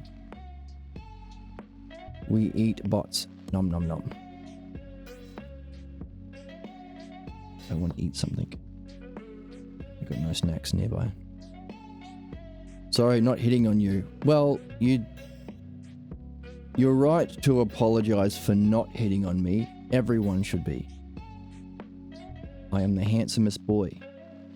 My grandmother would tell me that all the time. You're right to apologize for not hitting on me. Try harder next time. I try to compliment people on attributes I see. That's important too. It's especially because everyone has pathologos. It's very normal, especially in Australia, and on Fox News and the MAGA, to express yourself through pointing out what you hate, pointing out what's ugly. I don't like the progressives. I don't like teaching science in schools. I don't like trans people. And Australia's worse. I mean, not as bad as Fox News, that it's just all hate. Like their whole way of being, the way of being of the American conservative right is through hatred, through bitterness. They're breakers. They look for people making stuff and they try and break it. Billionaires can't profit unless we were making roads for them to use, creating a post service for Amazon to use, to create an internet network for Zuckerberg to use, to be doing things in society for Elon Musk to get money from through PayPal. They need the makers. And you can't be a right wing or a conservative or a boomer unless you've got someone doing something new, being different, being thoughtful, creating something to hate on. You just can't hate on hating. That's self-defeating. You need a LeBron James doing something for there to be LeBron James haters. So they can spend their whole life talking about how bad LeBron James is at basketball. That's their whole life, hating on people. And that's their way of being. So we're offering a way of being based on also putting words on what we love. Yes, we can talk about what's bad, belief-based thinking, group identity based on belief-based thinking, pathologos-based beliefs. This dialectic, what happens? So you could say, hey, we are both, because in a dialectic, you have these four categories. If the subject exists, like in the symposium, if beauty exists, can you... Oh no, you can even do it from this book. We've been talking about beauty and love. So we can pull out all of the quotes from the books that we've read, this book that we're reading, about love or beauty, and do a dialectic. That's how you read. You pull out the quotes on a theme, and then you organize the quotes in this way. Midwifery is the same, except the quotes are not from the book. It's from what blocks you from reading the book. As you're reading the book, and you think, oh, part of reading is looking for the quotes. That's why everything's highlighted. Have a look. See how much highlighting? These are all the quotes that are being pulled out. And then you arrange them, because some of those quotes are going to be about the subject. Let's take beauty. All of the things we've talked about in this book about beauty. Some of them are going to be about beauty itself. It exists. It's an aspect of eternity. It's the brilliant light of being. Some of it's going to be how it functions. So definition is itself in relation to itself, or S to S. How does that subject relate to others? How does it function? Beauty functions to inspire humans on our philosophical journey.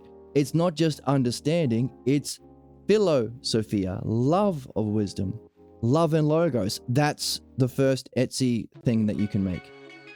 The pillow or the crochet person that has love and logos. That could be the name of the Etsy store, Love and Logos.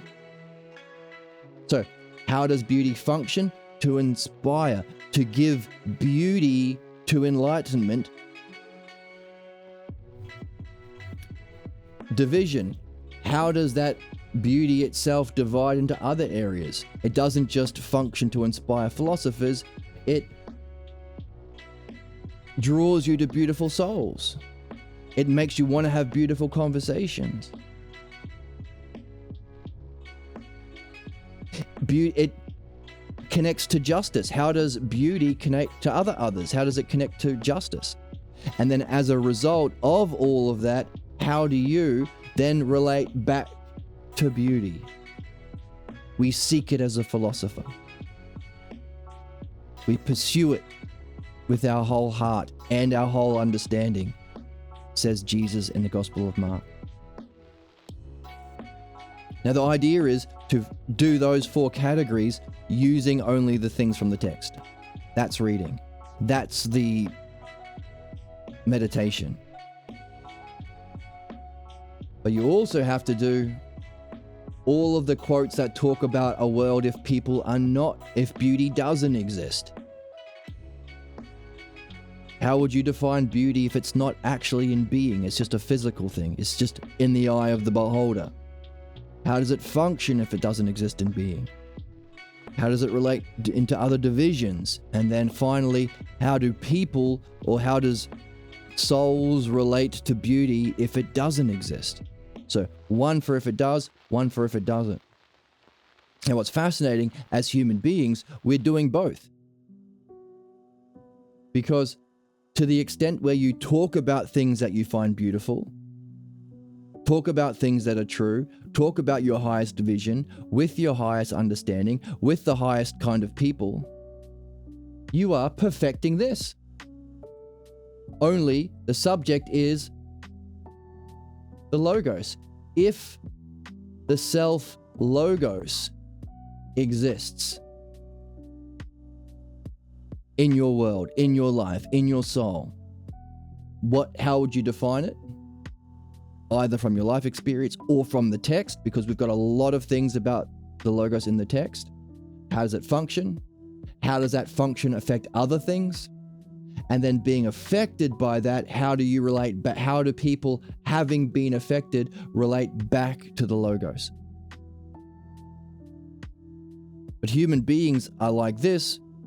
If you're in this game and you're reading these books, so you can collect these quotes. But also human beings have this. What if the self logos does not exist? If the self logos does not exist, well then how would you define it?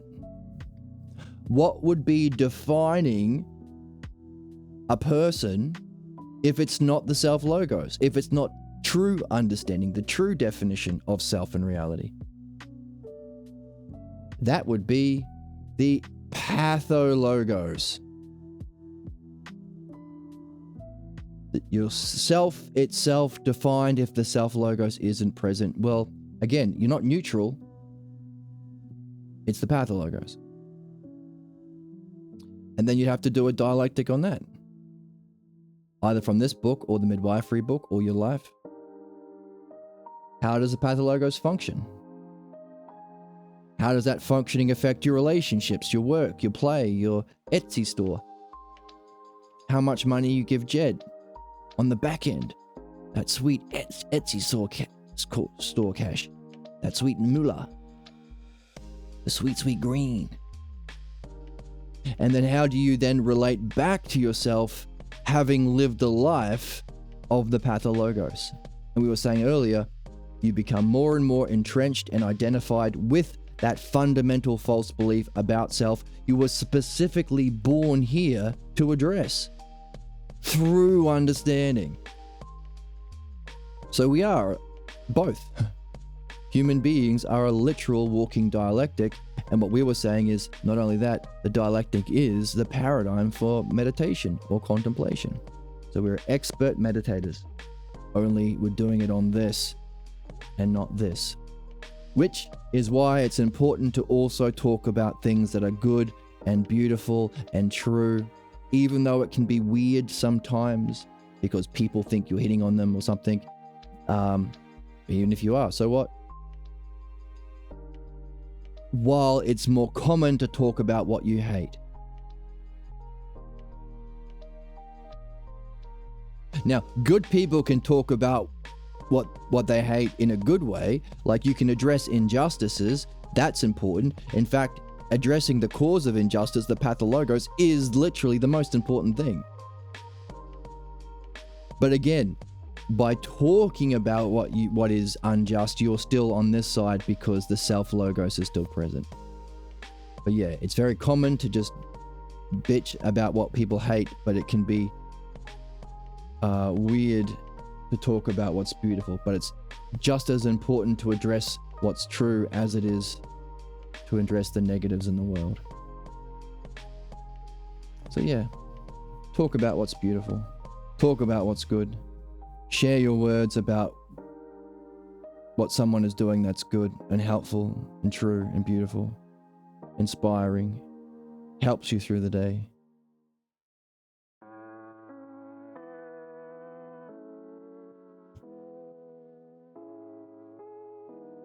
Kids are sponges, yep. Yeah, kids are master meditators and learners. Sure, it'll happen. People do love and appreciate you and respect you a lot. Oh, thank you. That's nice of you to say.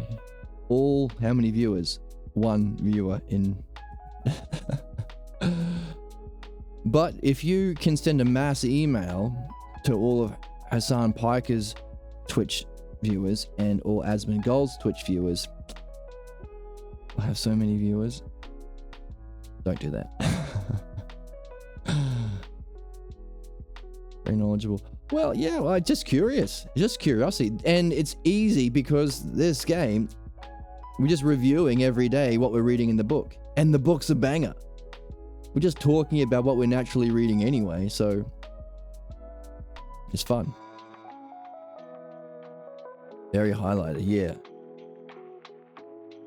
Now, I could be doing more and organizing it, but I used to do it on the board. I think when we started the stream a year or two ago, I would take the notes, because I started by kind of trying to show what it means to read, show what it means to collect the quotes and organize them in this structure. And also I was like collecting all the questions as we read the book. So I'd have like all these questions promised by the book. And then at the end, we'd go back and we'd see if we'd answered all the questions. And I'd have all these notes, and then I'd organize them according to the dialectic. But now I kind of do that in the reviews at the start of each episode. But also, I don't want to solve other people's puzzles. Like, I don't want to blow the movie for people. So, lately I've been just talking a lot about the dialectic, explaining it over and over again, showing it, giving a few demonstrations, but then encouraging others to say, hey, others to actually populate the dialectic, because that's yoga. That's the method.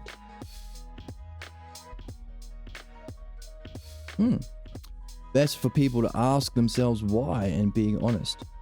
Right. Challenge our narratives.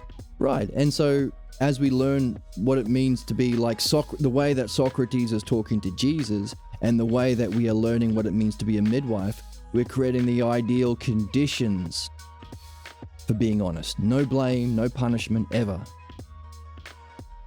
No guilt, no shame. It's not a blame game. And it's definitely not a punishment game, because punishment is just inflicting of violence, which doesn't help anything. But creating the ideal conditions for self-reflection and ousia. The ideal conditions for truth, or answering questions.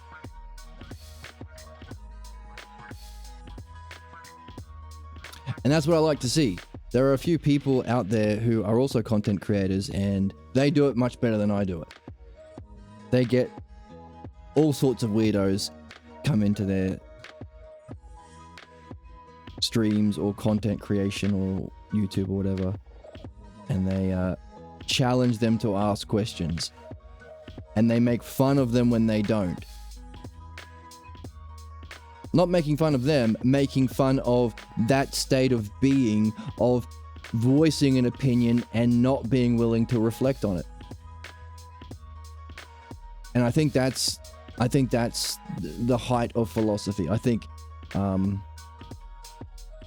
in the Republic, Socrates gives the education to become a philosopher king, to become the human excellence, the best we can be. And he says the difficulty with this is, he goes, I'm going to use metaphors. I'm going to talk about the studies of becoming a philosopher king. And I'm going to use examples. I'm going to use arithmetic. I'm going to use geometry. Solid geometry. That's not how you do geometry. Astronomy. And harmony. Now, I'm not going to talk about the way that we normally teach them in school. These are kinds of exercises that you can do to open the eye of the soul. That's a soul. Got wings. Whoops.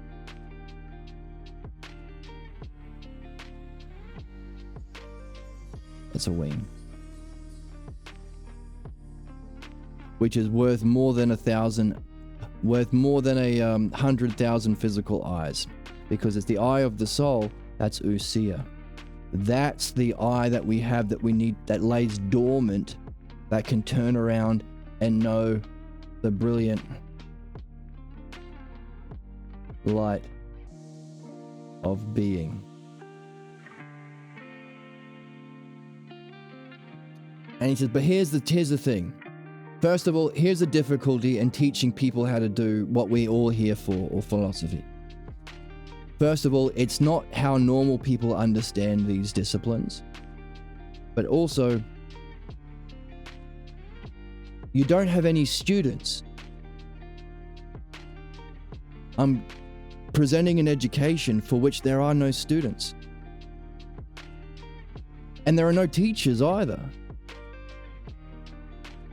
There are no teachers and there are no students. And the reason is because everybody thinks they know what the self is. Everyone thinks they know already. So why sign up for a course when you already have all the answers? Everyone thinks they know what the self in reality is. So you don't find any students and you don't find any teachers. But you need a teacher. You need a guide to guide you through this journey, to share what they got from their teachers and so on. But Socrates then says, in spite of that, somehow philosophy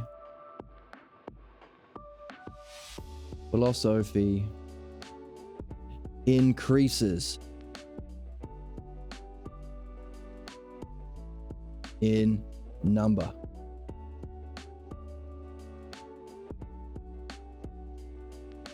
In spite of the fact there are no students and there are no teachers, and if there were teachers, no one's going to listen because all the students think they know better. Doesn't matter what old Jed is saying. Young, cool. I do skateboarding and I play guitar. So I'm super cool. My hat's backwards as well. That's the trifecta. Even though super cool and awesome Jed is saying about how to do this and how to do the dialectic and all that and midwifery, no one's going to really listen. Or only a little bit, if at anything. It's not like learning to become a mechanic or doing a, thank you, I am super cool. Or like, taking a course at university where you have to listen to your teachers and do what they say and do the homework at the same time. No, you're not going to find people like this for philosophy. Because people already think they know better. Because that's the path of logos that we're here to learn how to overcome. In spite of that, in spite of there being no teachers, and if there were teachers or guides, no one's probably going to listen to them well, and no students because everyone thinks they know, somehow philosophy increases in number because of its, use a different color. What color? Purple. Because of its charm, its natural charm, or for women, grace.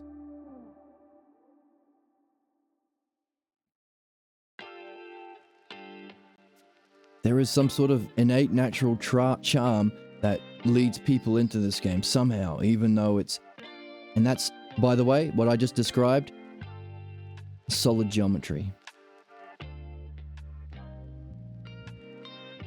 Now, not grace in the Christian sense, like being touched from God through being a believer. No. Like being a charming person or a graceful, alluring woman or something with wit and cleverness and humor and engaging and interesting. Ah, come on. I'm sure you got plenty. Anyway, I think this is one of the high points about philosophy. I think this is why Socrates was able to go anywhere and do anything. We talked about, Pierre Graham saying, I challenge everyone's way of being, I'm the most hated, even more than you Black Panthers in like the 50s and 60s. In spite of that, Socrates talked to everyone, went anywhere. In the symposium, he just walked into the party. Didn't care if he was invited. Everyone wanted to sit next to him. God's touch, cosmic radiation, no thanks. Don't know where those hands have been. Yeah, strangling Palestinian kids.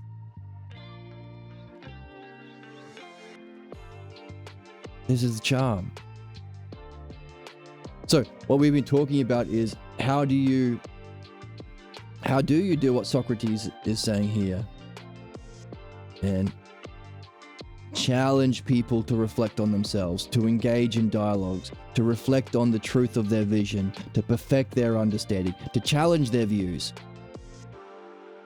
which also challenges your own. With some people who've never reflected before in their lives, and every single person in their life who have asked them to answer a question has just been looking for material to fucking crush them. Oh, caught you out. Now I get to punish you like my dad. Like teachers and fucking cops. Like they say, never say anything to a cop. This is why. They don't know how to reflect and understand, so they're just looking for excuses to inflict punishment because that's what they think is justice, because that's what their dad did to them, or their mum did to them, or their parental surrogate did to them.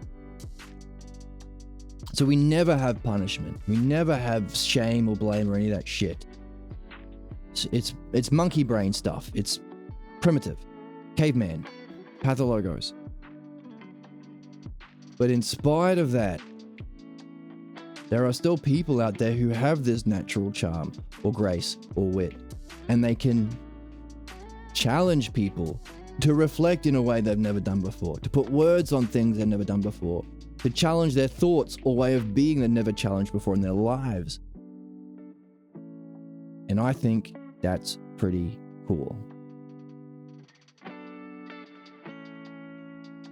And it sounds like you've been out there doing that too, and that's why you had to change your username.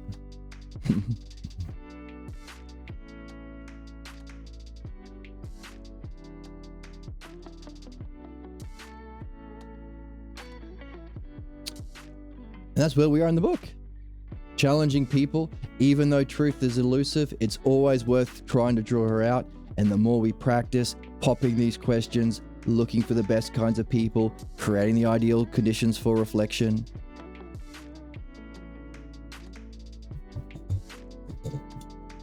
our understanding, so long as we're talking about these kinds of topics, life, death, divine, human, wisdom, and ignorance, and we are being honest and using our highest vision, seeking truth with our highest understanding, our understanding is perfected in these explorations.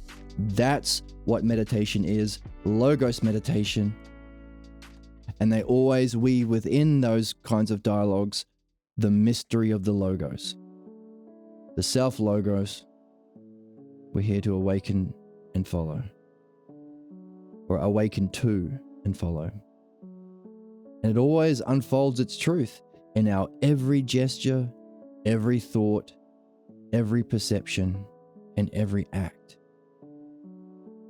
The logos is unfolding truth to us. It's just a matter of whether or not we want to pay attention.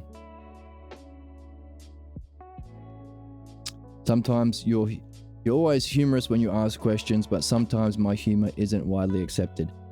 Yes, I understand that. I spend a lot of my time explaining to people that I'm actually quite funny.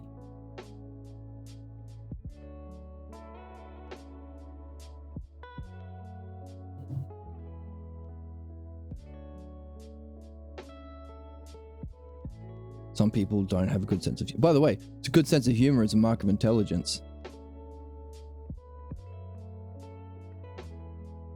I tell people that when they don't laugh at my jokes. Actually, you might not know this to listen to me, but my jokes are actually quite good. If you were smarter, then you'd be laughing. I don't say that. I do say that sometimes, actually. Where we are in the book.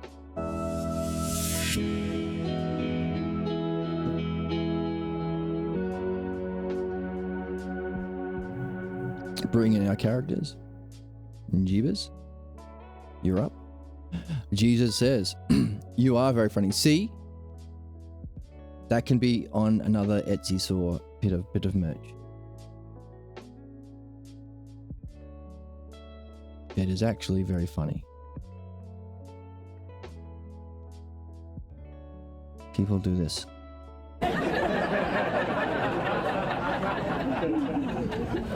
And after a few drinks, they do this.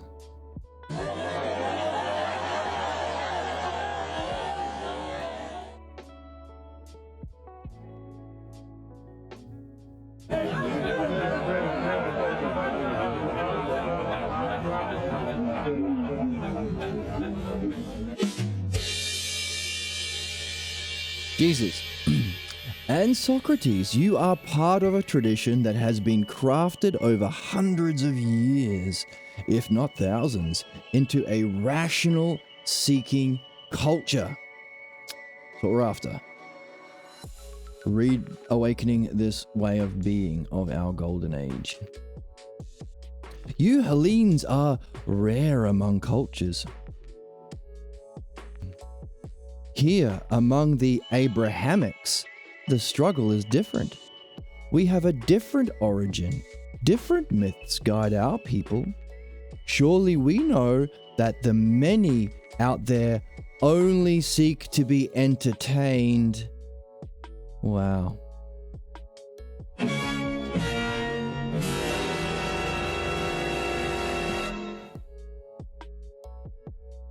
The many out there, highlight that, put it in green, only seek to be entertained and not taught. Well, there you go. That's why we have sound drops. That's why we always talk about I don't want to eat a monkey. Joe Rogan not wanting to eat a monkey. I don't want to eat a monkey. I don't want to eat a monkey. And then Aaron Brown saying, Hey, what? That's where you live. I find that very entertaining. see? Very entertaining. The many out there seek only to be entertained and not taught. You people, and then we mentioned that a second ago with charm and solid geometry. How do you learn what we're here to learn if people are not interested in learning it? You people have your great mysteries like the Panathenaea. That's the big festival. Like the annual the biggest festival of the year.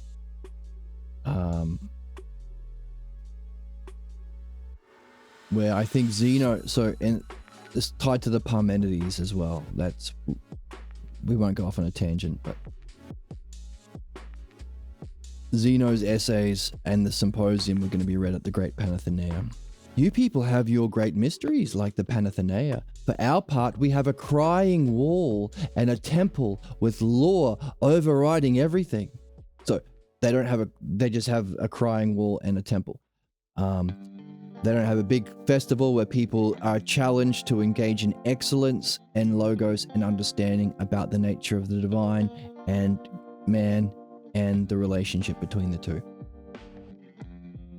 Where you could talk about your dreams, you could talk about the Parmenides, you could talk about the dialectic. Nope, they have a crying wall and a temple with law overriding everything. Very different from an understanding culture. We don't seek to understand these things you regard as sacred.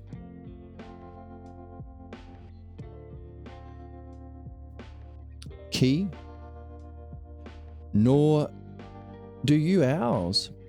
At best, we can only stand in awe of what we dimly perceive yet recognize as wondrous. You reach for very profound principles in your talks. Principles. Reach for principles. I like that too.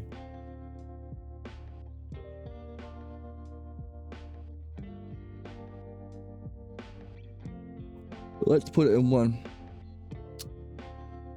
You reach for profound principles in your talk. Put that in pink. But that would fall on deaf ears. Wait, let me catch up with the chat. I am just weird and write satire. You gotta be weird to be in this game. We're all weird here. Like fake AITA posts on Reddit. Am I the asshole? Okay. And Craig leaks missed connections. Becca, well, at least you looked like a Becca. You had an unkempt bun that looked like nests for love and lies. The way you yelled at the fast food employee at Wild Wings with sauce running down your spicy lips and missing front teeth made me swoon. Please contact me because you're weird and goofy. Okay.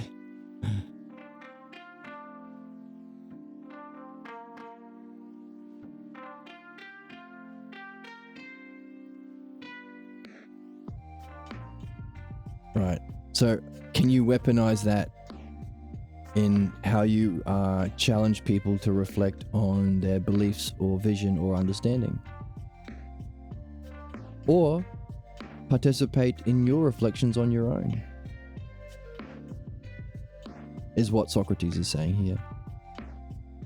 Jesus is saying you reach for profound principles in your talks, but that would fall on deaf ears here among the children of Abraham. The real question is, falls on deaf ears among the children of Abraham. Tell me about it. Jesus Christ, that's been my life. The real question is what a teacher is, and is there a need for only one teacher for man's spiritual quest? With belief, one does not have this issue. But who would dare say that belief can stand alone? You can have one teacher. I mean, there's no teaching in belief, it's imitation. Copy your pastor.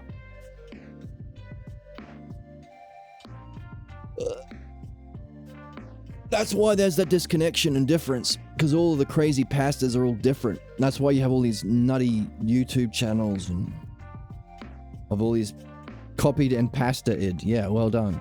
Exactly. Copy pastors of their pastors.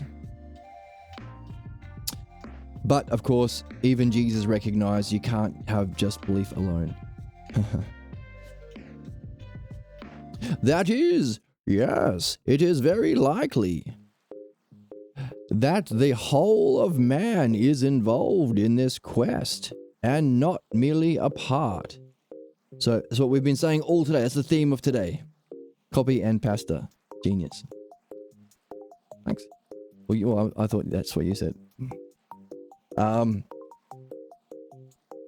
Yes, the whole of men. That's our thesis for today. It's not just our quest, it's for everyone. Because we are all masters of contemplation, we're just doing it on the wrong content. Pathologos beliefs, like the Abrahamic beliefs, instead of the self-logos understanding.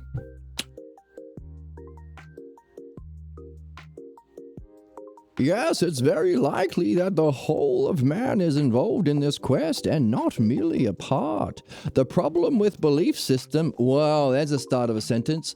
The problem with belief systems, I'm going to start highlighting before I even get to the end of it. The problem with belief systems is that they do not stand alone.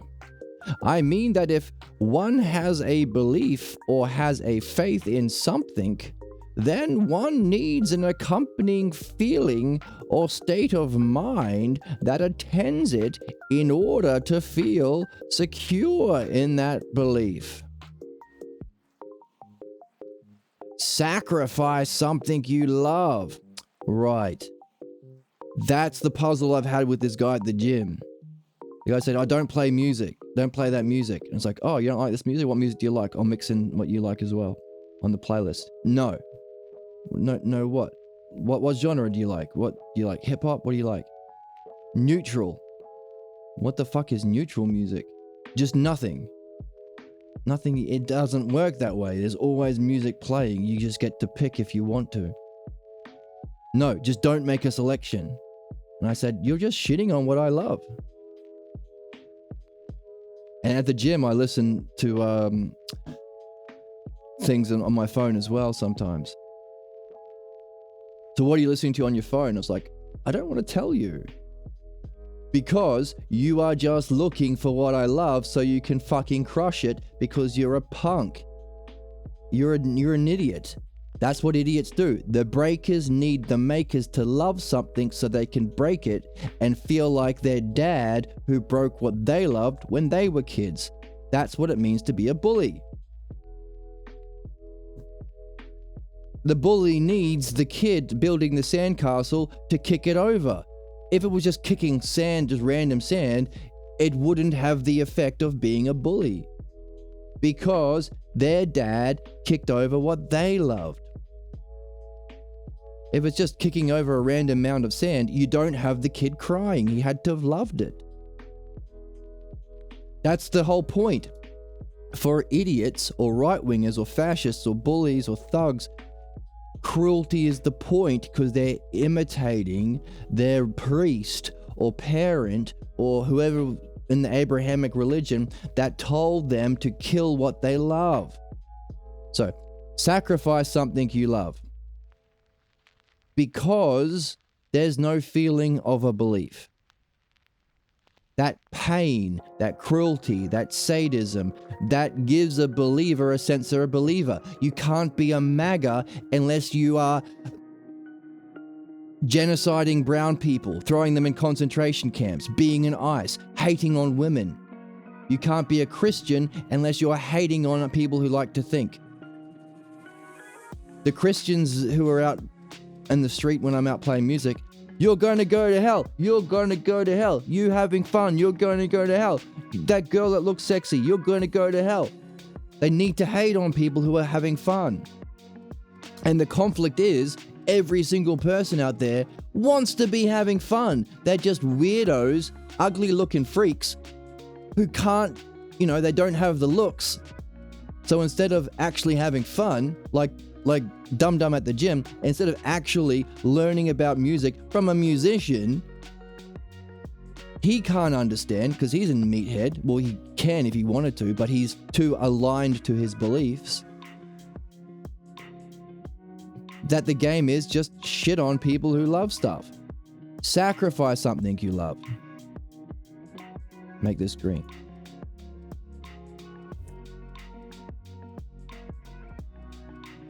Kill non-believers. Why is Netanyahu murdering all these children? Why are there so many Jewish people supporting it all over the world? Not everyone, but a fucking heap of them. Why do Christians go on the crusades? Etc, etc, etc. Here we go. Hey, calling my shot. Go on crusades. There we go. Right after I said it. Struggle to convert something else. Yeah, like I just mentioned. Hey, of course I'm out here scoring. Steph Curry with these threes, calling my shots. Those guys on the Jesus loves you. Stop having fun with the alcohol and the other sexy people in the town and the good music. Just be with us weirdo freaks that has Jesus saves you on our t-shirts. Who look like they've never had a shower in like 4 weeks. Struggle to convert someone else. Yeah, they're struggling because no one wants to talk to those freaks. Feel something else and link that feeling to the belief.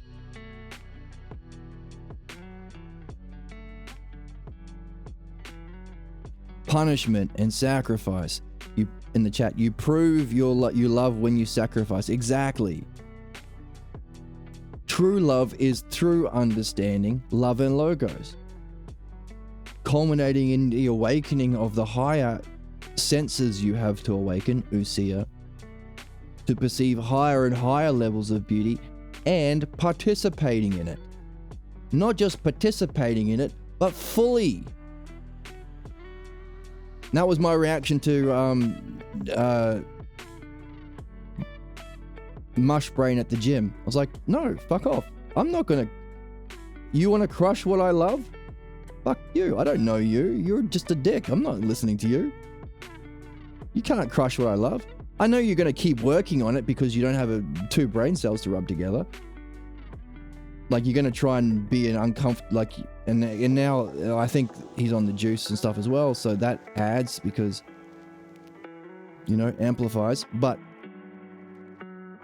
I know you're going to try and make the gym going experience miserable for people. I've seen other people leave the gym when you arrive. But fuck you, I'm going to be in my own state of mind. Your misery has nothing to do with me.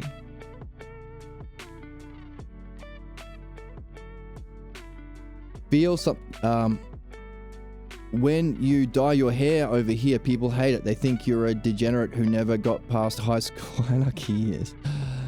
Still, I heard that used to be a problem in Japan. I'm surprised that it's the problem in America. Although, yeah, because of the MAGA thing, the whole thing is, feminist, blue-haired liberal.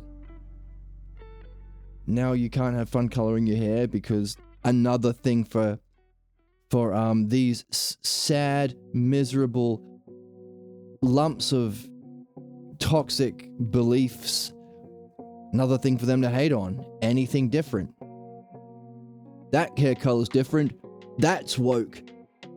That way of thinking's different. That's woke.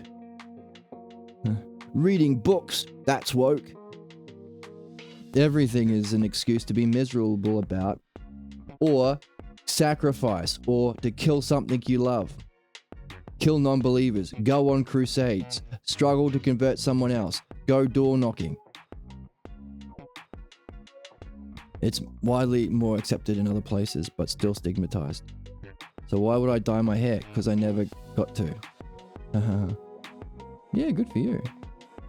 By the way, if it's not your hair, they'll still find something to be miserable about. That's their state of mind. Nothing to do with you. They'll always find something miserable. And that's what we're looking for. If every human being has this to some level, now the best people are only going to be triggered by things that really reflect their own parents, or when they're seeking their own goals, they shut themselves down. So unlikely to, like, good people are not going to crush what other people love. But there will be moments, if every human being has to have a pathologos as part of why we're here, then even Pierre Grimes had this experience. He's like, I saw my kid having fun and I freaked out about this thing and I had no idea why. I love the kid and he was just having fun. For like years and years and years, I thought about, what the hell was I doing? It's like something took over me. That's the pathologos. No, and then he went on to create midwifery, so that's the different response to it. The difference is, can we look for the times when we are triggered by pushing ourselves to excellence and then reflect and change? Can we turn around? Can we correct our path? It's not about being perfect. It's about seeing when we are triggered, when we do feel like we want to crush what other people love, and using it as a tool for reflection to find out what we are here to do, solve our pathologos. So you can be Trunks. And Trunks is future Trunks is objectively the best Dragon Ball Z character, and I'll fight you if you disagree with me. And you won't win, because I'll go Super Saiyan level 2.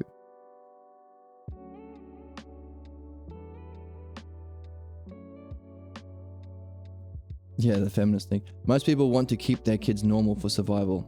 That's the thing. So behind the thing about the pathologos is, it's tied to love. A sick idea of love, not true love, understanding, development, being a light, encouraging people to find what they love. A sick idea of love. Parents think, I have to crush the child when he's having fun, or he's being honest, or he's sharing what he loves, because he won't survive in the world. Survival. Hey, if you grew up in the 1500s in a Muslim country and you had a daughter, teach her never to show her face, never to go outside, that she's less than men. Because you love her and you don't want her getting stoned to death. Because she has to survive within that culture.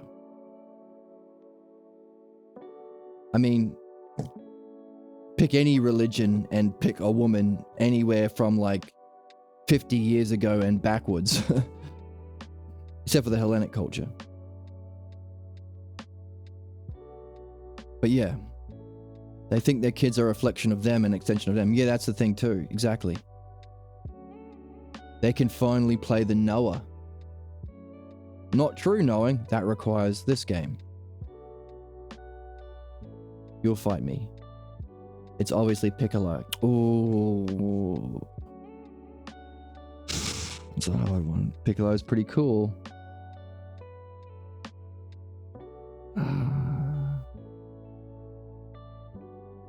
Piccolo's pretty cool, but cooler than future Trunks? I don't know. Piccolo can be a bit dorky.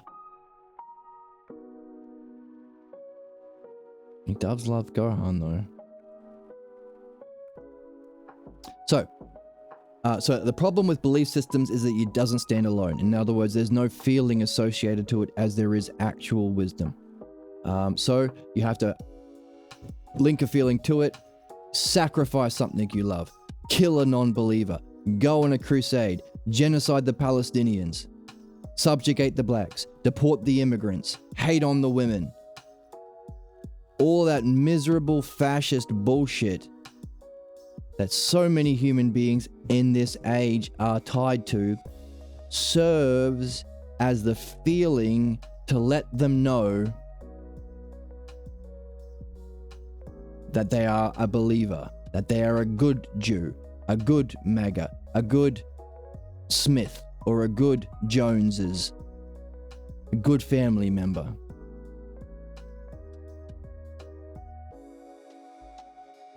Isn't that interesting? So, we can take this understanding with us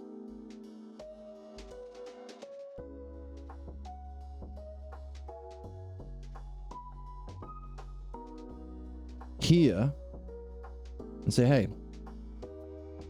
so we can have, hey, the self logos here or understanding, and on this side we could have the beliefs. Let's say if the logos does not exist,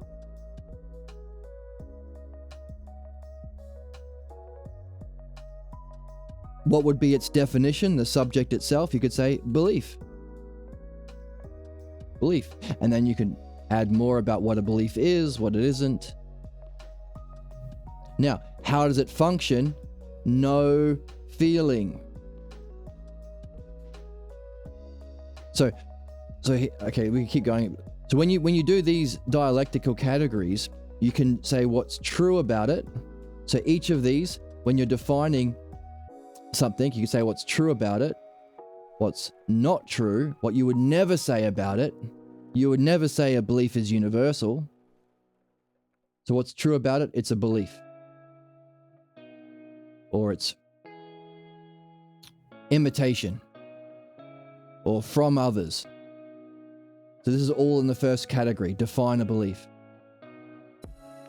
You could say what's not true. You'd never say it's universal. You'd never say it's understanding. It's understanding. Okay, and what's both? Or what's something that can show its limit, like how far, like that can show its scope. So it's both true and not true. It's what would be a definition of a belief that's both true and not true? It's useful. It's useful. It's useful in that it keeps you to survive within your family when you're too young and you're dependent on your family. So it's useful in that way, but it's also not useful because it limits your development, keeps you trapped in your suffering, and keeps you blocked. So now we've said something true about it, something that we would never say is true about it, and something that shows its scope or limitation by being both true and not true. So that's a little bit deeper into like the next level of mastering the dialectic, which we're all here for, as Socrates said. So we could say, hey, how does it function? Well, what you would never say about it is it has its own feeling. It functions as a feeling or a state of mind. what would we say? Or, okay, so we could say for this, how does it function? Well, what's both true and not true? Remember, true, not true, and both. What's both is there's an indication of being a believer. Now that's both. It's true in that it's not true in that it actually has its own feeling, but it is true that there is an indication that you borrow that feeling from something else, the feeling of a crushed love, giving up on music, giving up on sport, giving up on fun, giving up on the career, killing other people, the feeling of seeing somebody being murdered, seeing Palestinian children starve to death, seeing women dying in childbirth because you've taken away medical rights from women in America, etc., etc. So that's what you could say about belief. That's in how it functions. That's category 2. There's 4 categories: definition, demonstration, division, and conclusion. And in the second category, how does it function? Well, we would never say what's true about it. It functions to limit your development, but it doesn't have a feeling. Actually, that could be both. It doesn't have a feeling, and that's both true and not true, because it doesn't have a feeling itself, but it has a borrowed feeling of some sort of cruelty. Some sort of cruelty towards yourself or towards others. Sacrifice what you love, bully someone to give up what they love. This is actually what we hypothesized earlier when we said if the state of existence of a believer is in conflict, they're supposed to be the same, but they feel different. They're supposed to be a whole, but they're still apart. They have to accept a limitation, but within they know that they're conflicted because they know that if they can get out of these belief shit, then they can have a limitlessness or be free. So internal conflict. And we said that's expressed externally. So the Abrahamic religions have a lot of power in our world. That's why we're living in conflict. And things like it, like MAGA and Zionism.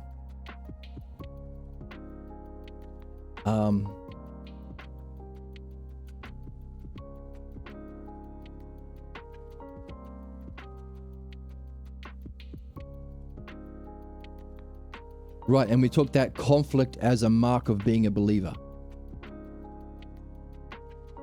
Which is interesting because, like that guy, this guy's, it's been a real, I always wonder, why is this guy showing up right now? I was thinking, like, what's this guy coming into my life? I've seen this guy for like years. I've just waved, I've been nice to him. He should have been kind of, I don't know. What's the word? Not a grub, like a nothing, like a slug. He's been a bit of a slug, like not going out of his way to be a good person or anything. But all of a sudden he's trying to crush music. Why? Why now? I think because he's just serving as such a fantastic example of what we're reading right now. And the issue is, how much do I say to him? Like, I wanted to say all this. Hey, look, you're just crushing something I love. Neutral music. There is no neutral music. If your request wasn't play this sort of music, it was just don't pick music, but there's still music playing. So it's not about the music. You've got no taste in music. And when I said, you want the same 10 corporate capitalist bullshit songs that are always on repeat that are fed to us all day, don't you see that that's what's happening? Oh, yeah, no, I agree with that. So it's not about the music, is it? It's about crushing someone else's love because he's, on the gear and he thinks like he's big and tough now. But here's the issue. He's not interested in understanding. He got angry when I asked him a question about what he was demanding. And that's the point, because that pushback is a conflict that reflects his internal conflict. He's pushing his problem on others. And that external conflict can be a feeling that lets him know he's a good believer in daddy's way of being a bully. It's a substitute for the feeling of knowledge that you actually do get from knowledge and what it means to be a good person, and the joy of helping people. Hey, helping people gain insight or encouraging them to get into philosophy feels fucking amazing. It's something that it's always been a puzzle. Like, you well up sometimes. Especially knowing how difficult it is for people to get into it and how rare it is. Seeing somebody get inspired or finding something interesting or willing to actually put it in, like actually to try and do a dialectic or make something or talk to someone or whatever it was, to see them actually like willing to take that next step. That's amazing. It's an amazing feeling. Believers never have that because you can't actually help someone. Belief stops learning, stops ousia, stops. Beliefs are actively harmful. They're not neutral. So you can't help someone with belief. You can only crush people through passing on your bullshit beliefs. Because no one gives a shit about your dumb opinions. Someone comes knocking on door to door. No one likes that because you're not getting anything from this Jehovah's Witness kid with his stupid ignorance that he only has because he's been raised in a fucking cult. But the irritation comes because we all know that they get something out of it because they're cosplaying as a guru. I know all about what God is. You don't. No, but I can pretend to be a wise man like Socrates. Get the fuck out of here, kid. So that's the same thing with these like kids that say, oh, can I pray for you when they see me playing music? No, fuck off with this prayer shit. You're just pretending to be wiser than me when you're not.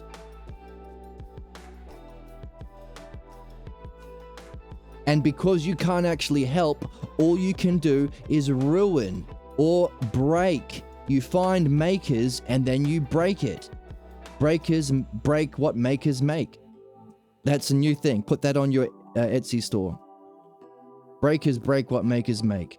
And that's what it means to be a believer. And so my issue was, how much do I say to him? Because if he's straight away seeing me talking back, asking a question, trying to help him, understand him, if he's already mad, then he's taking the smallest possible activity as an excuse to find conflict. He's looking for a fight. He's looking for conflict. Yep. There's quote bots.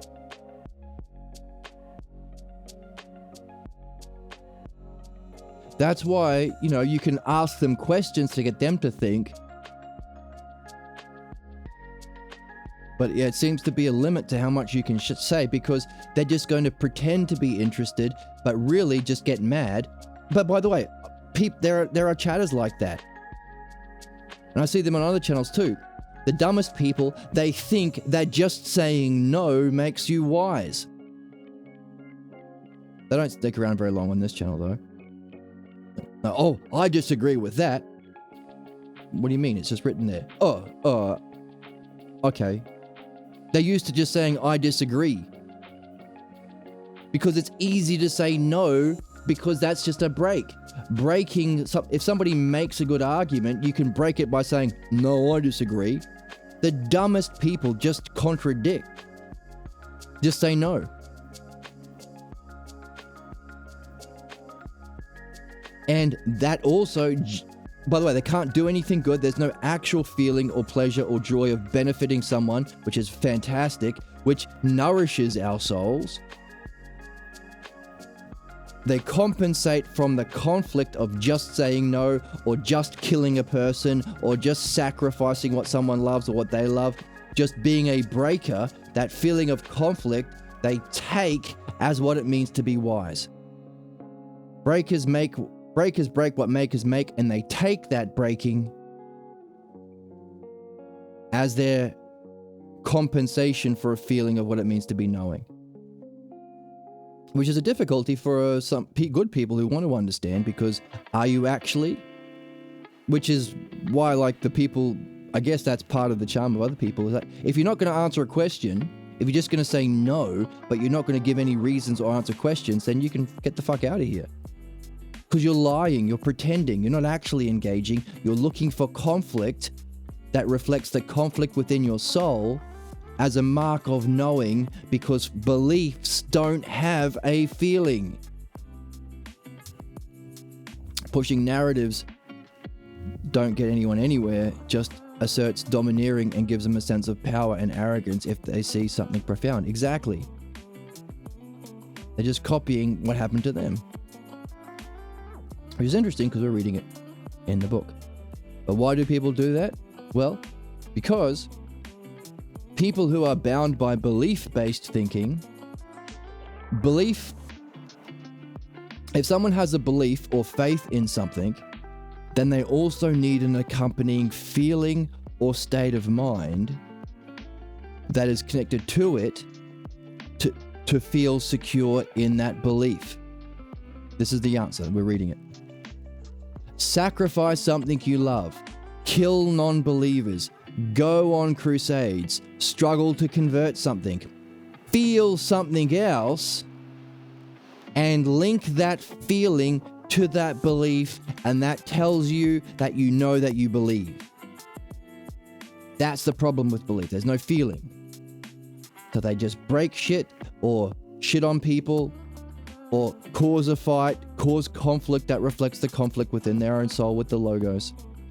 And they link that to what it means to be a good believer or a knower, like Daddy, like Netanyahu, like the Jews, like the Christians, like the Muslims. That's why beliefs are not neutral, they're negative.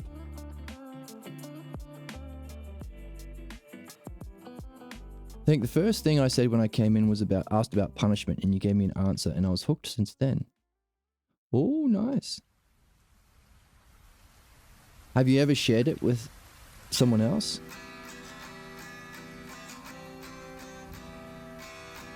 And so maybe if you share that understanding that benefits with you, you can see if it gives you a feeling.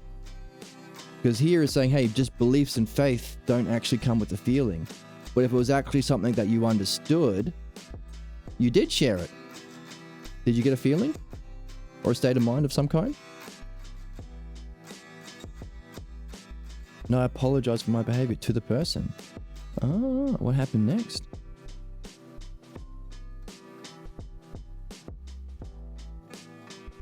And a drink.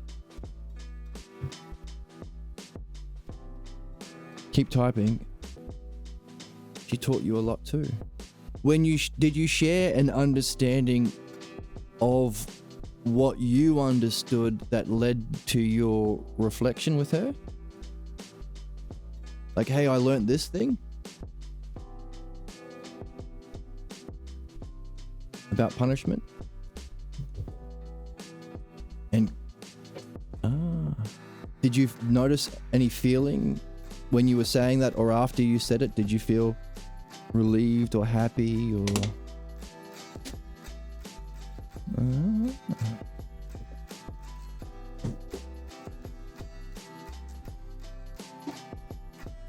remember how you felt?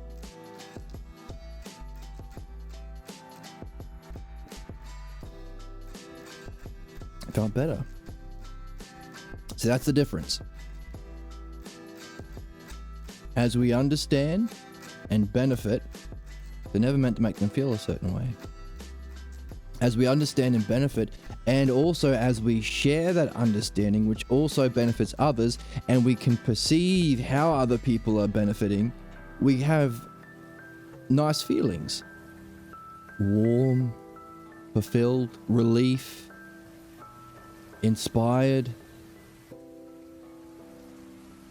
And as we continue to develop relationships, like your relationship developed with this person, these are feelings that we can get as we develop our understanding, because understanding develops into better states of mind, and we share them as well.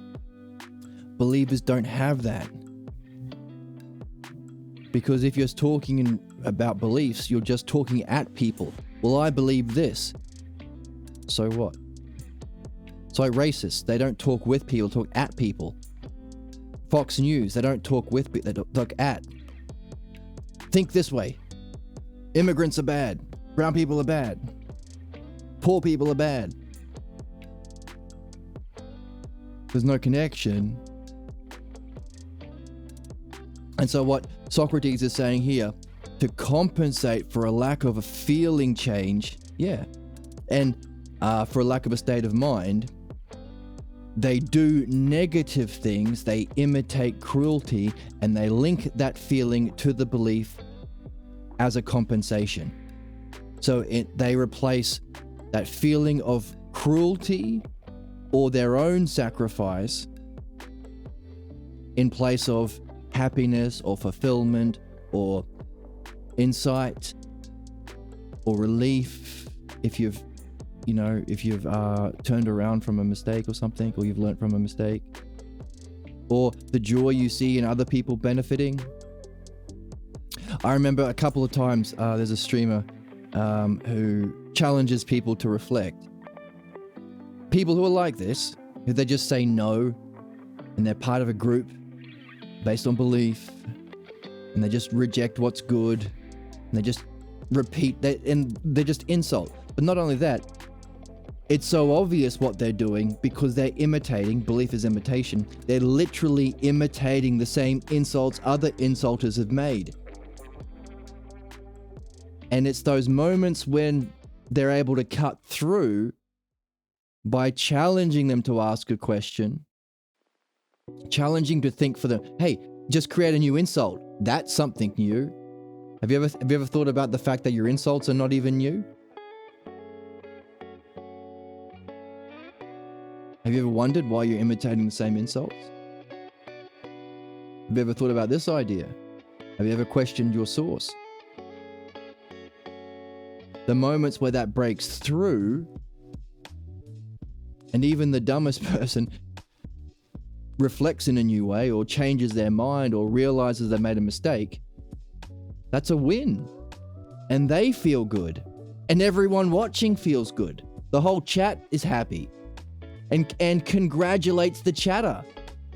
Someone who only has known hate and criticism because that's the group, that's their leader that they're blindly linked to because it reflects their parents growing up. So that's their group identity. Believers, so everything outside the group is bad. Everything inside the group is good. And blind obedience to dear leader. Opposed to ousia and logos, no self-reflection, no understanding, even getting angry at facts and evidence. That's their whole way of being.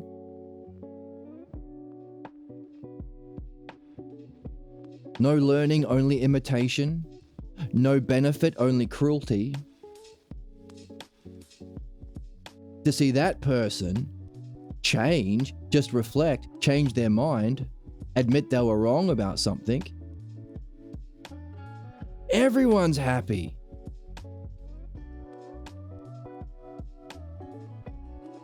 And they're getting support. Everyone feels good. It's a human thing. And so this person is now maybe, oh, holy crap. That group's all about hate and they never listen to me because you never connect with people in a group because people within beliefs never feel connected because no one's beliefs are the same and they're all bollocks. So you feel disconnected. But if you have a group that actually likes to think or reflect or understand, then you can be understood. You can't be understood. That's why the nature of a believer is internal conflict. So being understood by someone feels great. And learning to think or learning to reflect, everyone around you feels great. So maybe that person has left that toxic group and now they're a member of another group where they can actually be understood, can actually be supported, simply because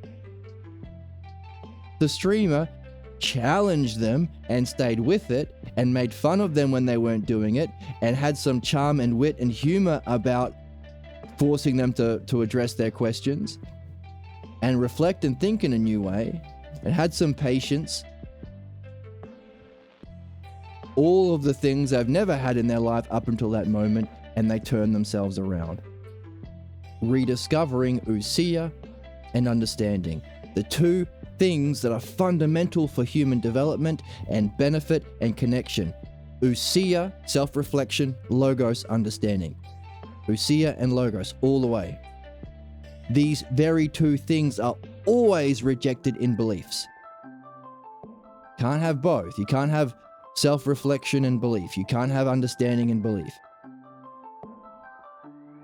That's why we have to keep ousia and logos, or philosophy, as the principle when we leave religions or we leave the family. Otherwise we lack, because all of that education, no ousia, no logos, has an effect even when you leave that religion or you leave that family. You don't want to go down. Otherwise you become, oh, and there's no truth. There's still no understanding. There's still no self-reflection. You don't want to go down, you want to go up.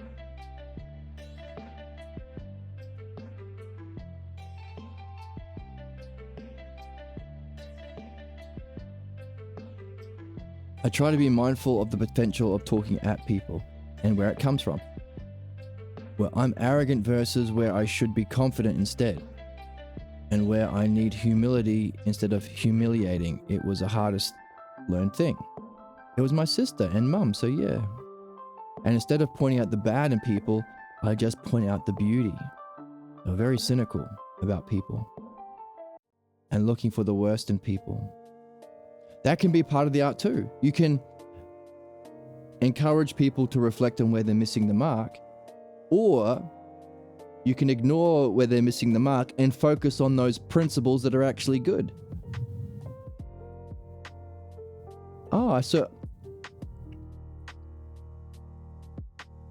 You're hating on this thing. You don't like fast food. So you're really interested in healthy eating. That's really cool. Tell me about that.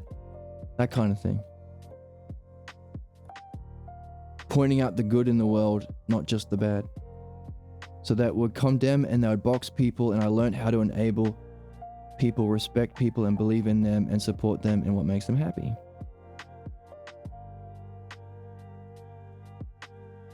Very cynical parents and siblings. Very, very compatible. Very competitive. Critical parents and siblings. Yeah, because understanding is what brings us up. Beliefs can only cut you down as a mark of knowing. So cruelty is the point for billionaires and religious leaders and politicians, because they're just cavemen who haven't evolved from belief-based thinking to understanding-based thinking, pretending to be helpful, pretending to have understanding, so all they can do is cruelty. You need understanding to benefit. You need to understand how an engine works to fix an engine. You need to understand the healthy body to benefit as a doctor. Without an understanding of the soul and the laws of the universe for politicians and clergy and parents, all they can do is imitate cruelty. They can't benefit. That's why beliefs are bad, not neutral. They only benefit because they can only cut you down. Understanding brings you up. Now, that shouldn't be contentious, because you can have both. Why be loyal to beliefs if you can have understanding? Why pick the bad one? Oh, but I like my beliefs. Well, then that's a problem. Figure out why, because I guarantee once you understand where you got your beliefs from and you do a bit of understanding, you will like much more better understanding. Like saying, stop punching yourself in the nose. But I like punching myself in the nose. I guarantee if you find out why you keep punching yourself in the nose, you will love much better having a nose that's not broken all the time. But I have a right to break my own nose. That's not a thing. You don't have a right to harm yourself, because you're not just breaking your nose, you're punching everyone else's nose too.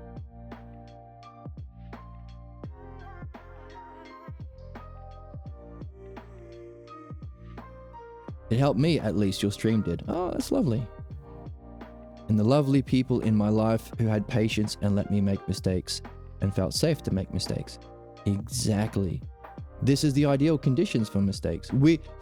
As Socrates says, the meaning of life, he said, wasn't knowing the good, developing your understanding. It was freeing yourself from your false beliefs. We are here to solve our problems so that we can be free to pursue the good, which means we have to look for mistakes.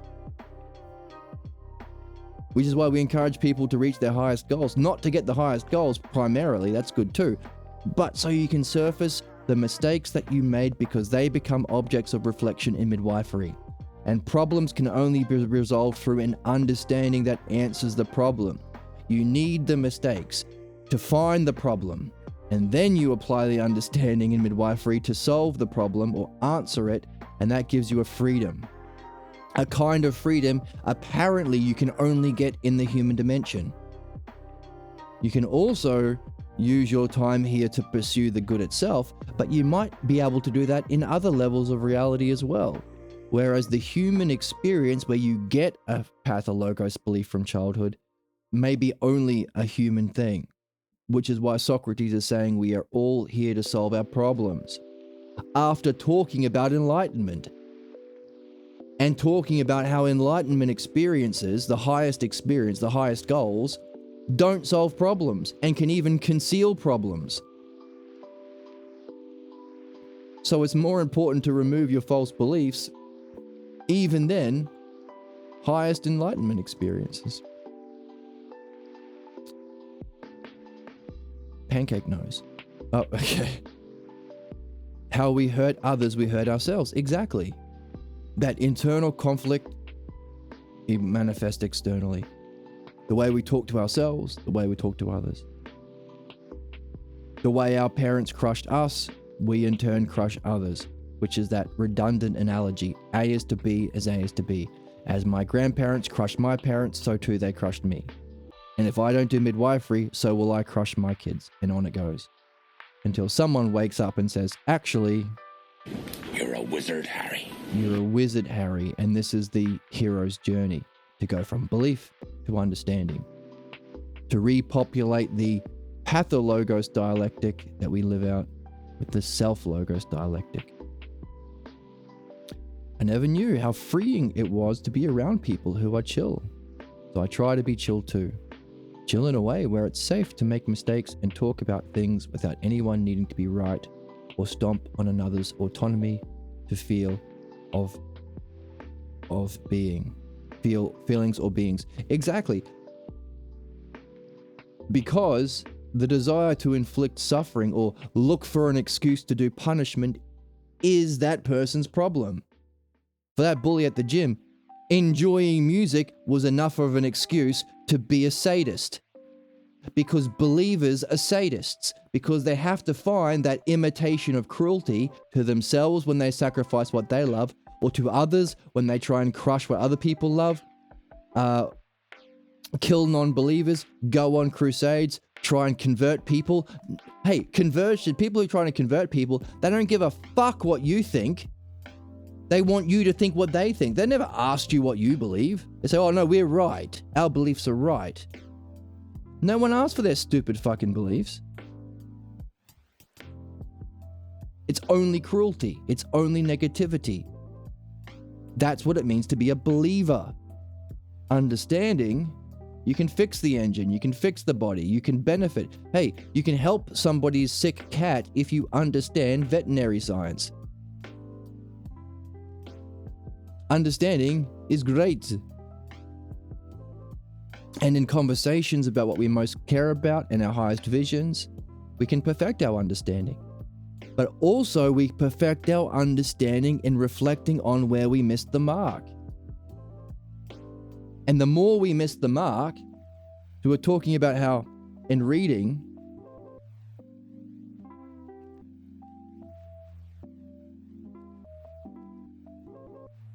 we have philosophical ignorance, pathologos ignorance at the beginning. We have pathologos ignorance, which we free up through philosophical midwifery, which is the understanding. But freed from that, once you realize you don't know and it's okay, now you can begin human development here from philosophical ignorance or openness or being stung or curious, realizing you don't know, but having fun with that, into right opinions. That's why we're always reading a book on this channel. You got to get the right opinions from somewhere. Socrates or Pierre Grimes, two people who've mastered the logos. But as we read, we collect all of the quotes from the book about beauty or whatever it is we're interested in: love, understanding, growth, beauty, wisdom or ignorance, gods and men, life and death. So these are the 4 stages. Number 1, openness or being stung, philosophical ignorance. 2, gathering the right opinions. 3, organizing them according to that dialectic. SSSOOOOS.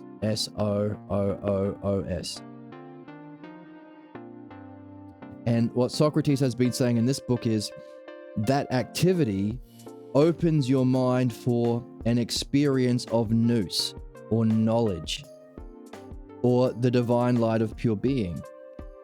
But what's interesting is what Socrates just said in that thing we just read is, what's more important than collecting the right opinions from the text about knowledge is collecting the opinions, the false opinions about yourself that come up in your mind when you pursue your highest goals, your most meaningful relationships, the things you consider most beautiful.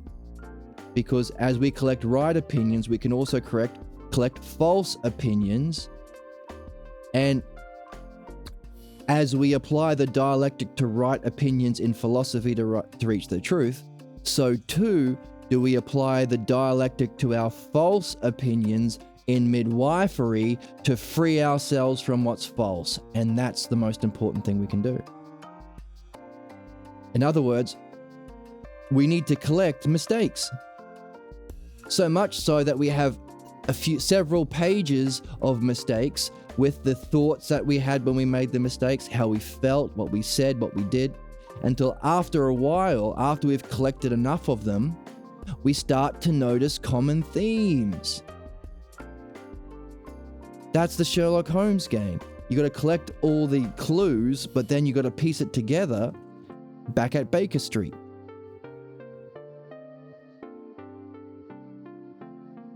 Understanding that, and understanding that that's a universal principle that benefits everyone, doesn't just benefit everyone, it's the fucking meaning of life. It's literally why every single person is here. So when we say every human being is meaningful, everyone has value, everyone has a purpose, that's what we mean. We're specifically here to miss the mark, collect the clues when we do miss the mark, seeking our highest goals, not giving up, not mediocrity, capitalists, fascists, Nazis, not mediocrity, bullies that don't like excellent, crabs in the crate, tall poppy people, people who are haters, people who cut people down. No, not mediocrity.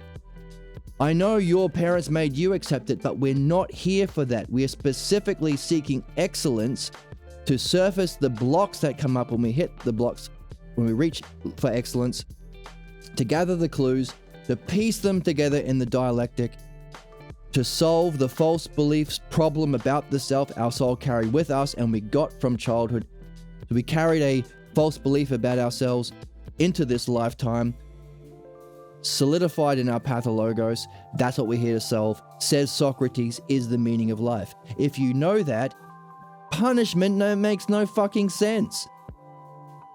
Punishment is the exact opposite. It's saying the meaning of life, collecting where you missed the mark. You should suffer for being a human being. The only people who do that are believers. Understanding wants those things. Believers use that as an excuse to be a cruel fucker just like their parents, because that's what it means to be a believer. Imitation of cruelty from parents you've never reflected on, And every belief-based group has to reject understanding. Because if you had understanding, why the fuck would you want to believe someone else? Any Abrahamic religion, any religion at all, if it's belief-based, rejects understanding. Understanding solves problems. Solving problems is exactly what we're here for, or what learning is. Therefore, any kind of punishment is not only fucking stupid, it's irrational, it's anti-human, it's against the principles of reality, and it's a reflection of that person's own problems.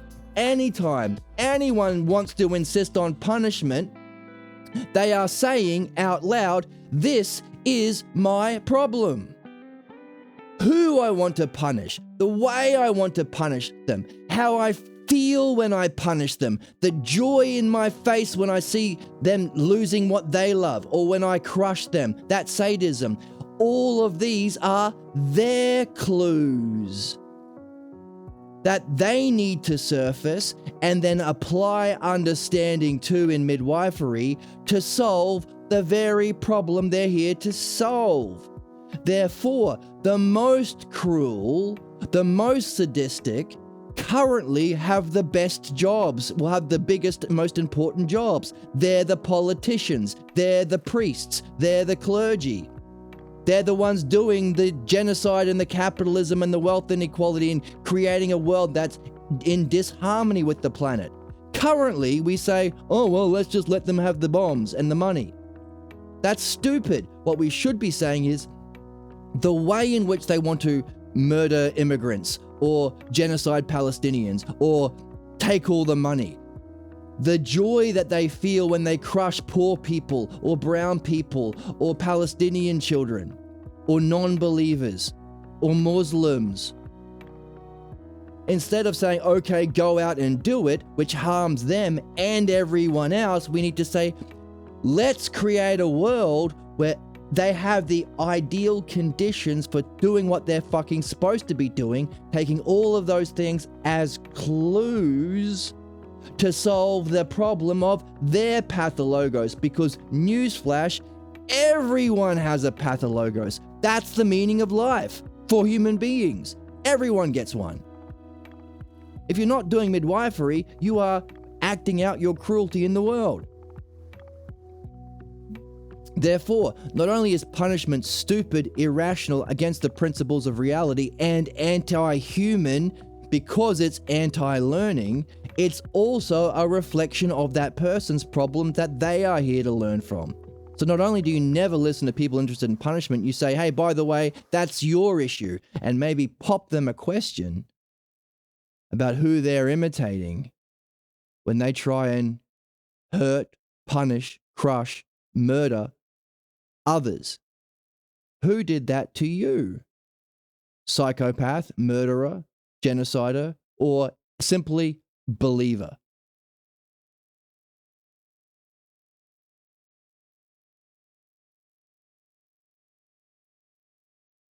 Yeah. Leopard eating face party, exactly. So then, and by the way, and then they vote for someone just like their parents who crushed them, and then they get all surprised Pikachu face when they get crushed themselves. I didn't expect the punishment party to punish me.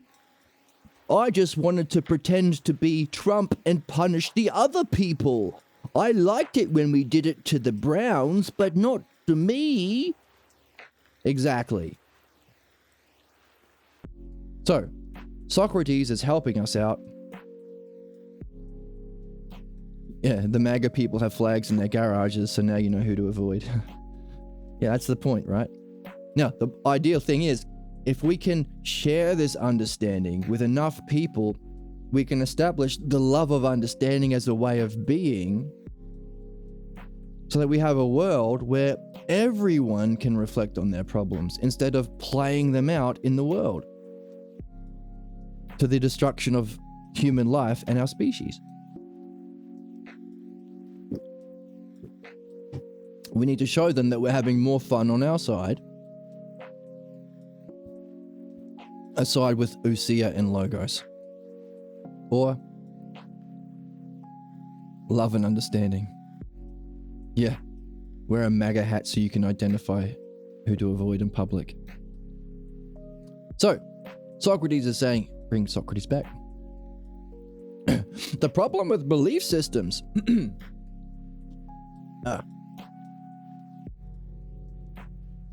excuse me, is that they do not stand alone. You have to have a feeling from something else. Sacrifice something you love. Kill non-believers. Go on crusades. Struggle to convert something. Feel something else and link that feeling to the belief. And then you know you believe. And also,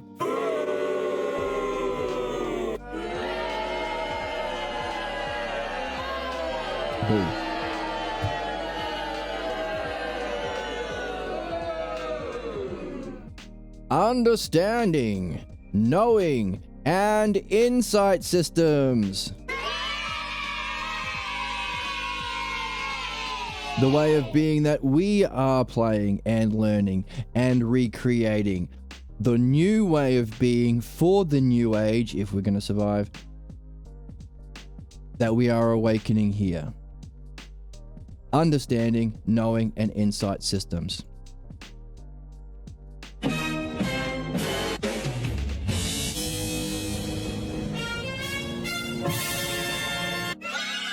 Wow.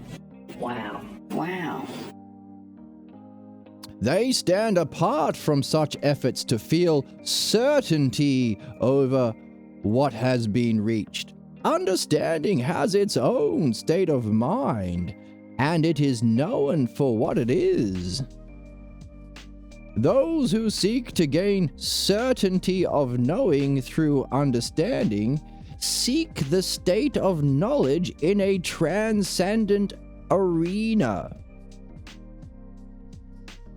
So understanding has its own state of mind. Beliefs don't. They got to imitate cruelty and take that sadism as a surrogate. Understanding has its own state of mind. And those who seek certainty of knowing through understanding are actually seeking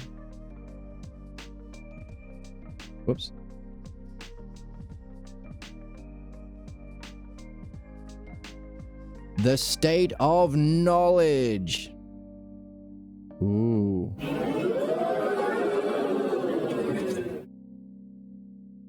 Which is in a transcendent arena. Not the physical world where believers can be physically cruel, the realm of being. So we often have this model. Here we go. These three circles. The world of becoming. The world of becoming, where we get our physical senses, where we get our beliefs and our pathologos that we move through when we love learning. So we have to avoid believers, because if they see you love learning, that's what they'll try and crush to take as a mark of what it means to be a believer.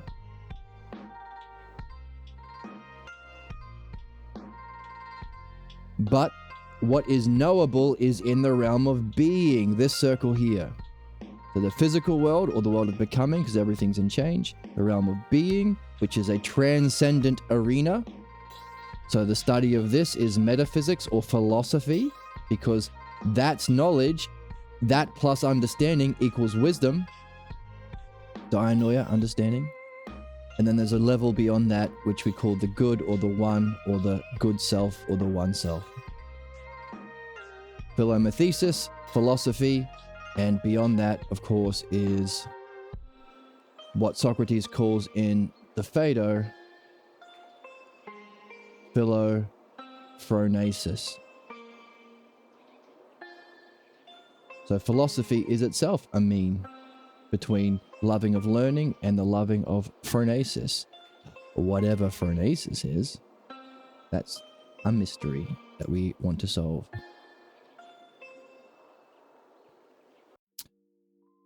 So those who seek the certainty of knowing through understanding seek the state of knowledge in a transcendent arena, Ooh.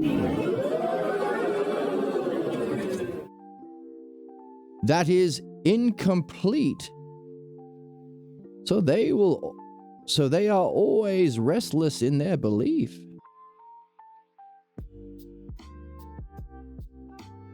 What?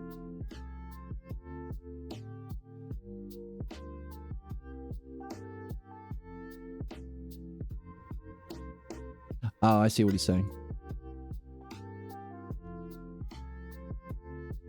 Right. So, believers who mistake certainty as a mark of knowing.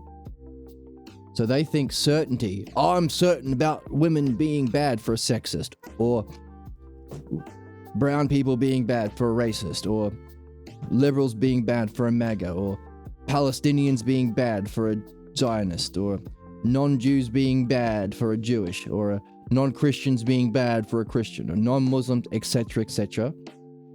They're certain about that. They think that's knowing. But it's not. Because beliefs come from this arena, imitation, from things you've seen in your physical senses, in the physical world from childhood. That's the certainty of your parents or your pastor or your priest.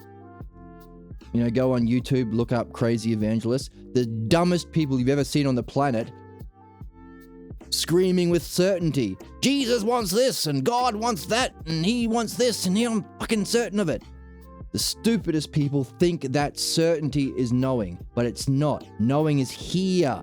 It's a different state of mind. It's not opinions. They mistake belief for knowing. It's a fundamental mistake of not understanding that human beings have different cognitive functions. Say it with me. Cognitive functions. Cognitive functions. Our evolution isn't evolving wings, it's evolving our cognitive functions. You perceive different things through different cognitive functions. You see the physical world, and you can make sense of that through opinions and belief. But dianoia and knowledge and wisdom is a different cognitive function. They mistake the belief cognitive function and that feeling of certainty, of ignorance. They're wrong, obviously, for knowledge, which is in that transcendent arena. Therefore, they will always be restless in their belief, because it's not a belief. True knowledge is that which is an unchanging, permanent state. That's the difference.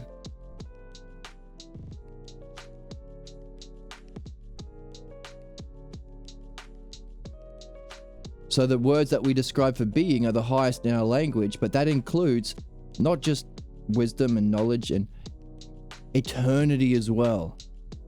It's unchanging. It's the realm of being. Being is always itself, unchanging. Becoming is changing. Trees grow and then decay. People grow up and then they die.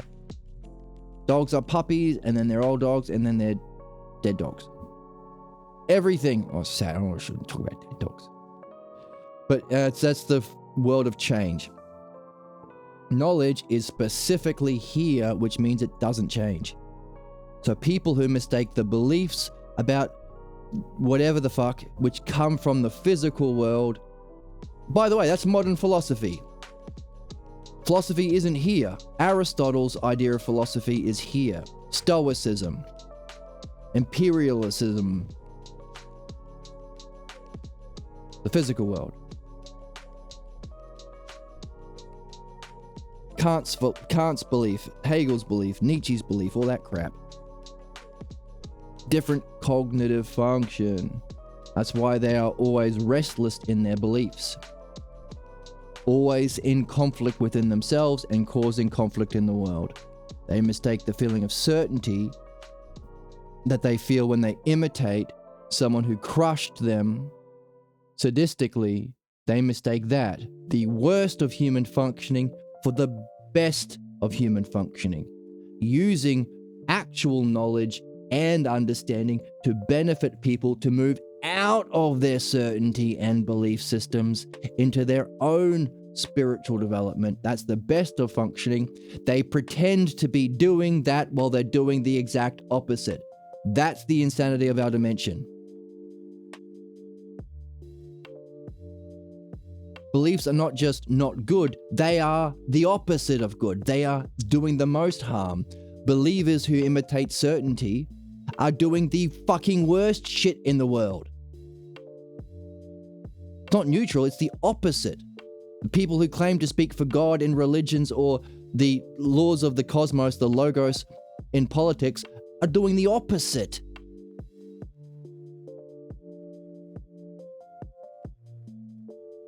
The Dunning-Kruger effect is the principle of human beings at this stage of development. The dumbest people think they're the smartest while doing the most harm. That's a difference between belief-based cognitive functions and ousia or knowing cognitive functions. Says Socrates, not me. Don't get mad at me. I'm just reading it. Jeebus. Yes, Socrates. While knowledge culminates the spiritual quest, there are those who only caught a glimpse of its mystery, yet pronounce loudly their fragment to the world. These are the ones who came to the mystery after some accident or traumatic event or mushroom experience. Oh, okay. So now he's going to another level. Not only the imitation of cruelty and certainty through believing opinions, but there are also people who have a taste of the spiritual dimension through an accident or traumatic event or mushroom experience, but without understanding. Trip or various different ways you can have a glimpse. But if you haven't got there through understanding philosophy, the actual spiritual quest, you've only got a glimpse, but you proclaim loudly your fragment. Oh, I've got it all figured out. You better have understanding in how you got there and how you made sense of it. Otherwise, as well as the experience. Fine, you've had the experience in all of these ways. If it's the same experience, it's the same experience. But you make sure you've gotten there with understanding so you can make sense of it in, during, after, hopefully before too. Surely, as you know, there are some here who experience a glimpse of death and dying and share with others their newfound knowledge. NDEs, near-death experiences. I have a deep interest in learning what these people have experienced and what they have concluded about it, for they came to this experience without preparation or training. The Eleusinian mysteries of the Hellenics, where half the city would take ergot, a version of like LSD. They would train for a year before they would have it, or 6 months to a year before they would do it. Preparation, training.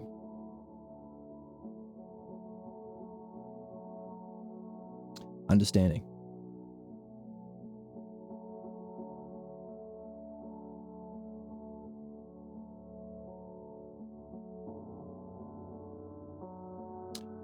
Socrates.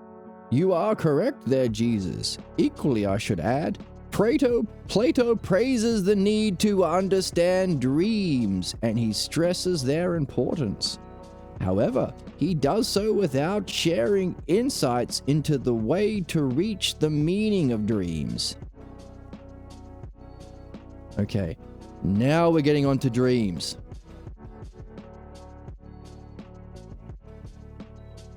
This might be a good time to call it for today. So, the significance of understanding, even if you've had a glimpse. The difference between certainty of believers doing harm and true wisdom which can do benefit. The issue with belief systems is that it doesn't have that feeling, so they mistake or they take as a surrogate the feeling of cruelty or sadism in hurting or breaking somebody else. They take that as what it means to be most knowing, because there's no feeling attached to belief. Crusades, killings, genocides. So all the questions, hey, why is it that the billionaires are doing harm and not good? Why is it that Trump is just bombing children instead of solving problems? Why is it that Netanyahu wants to see the children suffer and die and starve? Why is it that no other leaders are doing anything? Because that feeling of crushing someone is what it means to be knowing for those who have belief-based cognition.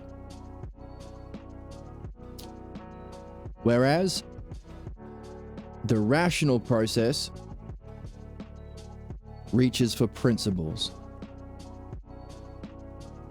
And those believers or the many don't want to be taught, they want to be entertained, while they stay a brainless zombie with the pathologo zombie virus playing out the NPC version of the dialectic, causing problems. Whereas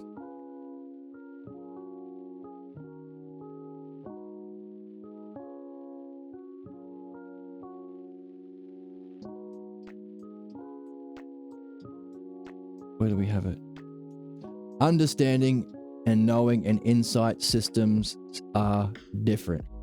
That's the game. Can we move from imitation of cruelty, from our senses, belief-based thinking, group-based thinking, into understanding, knowing, and insight ways of being?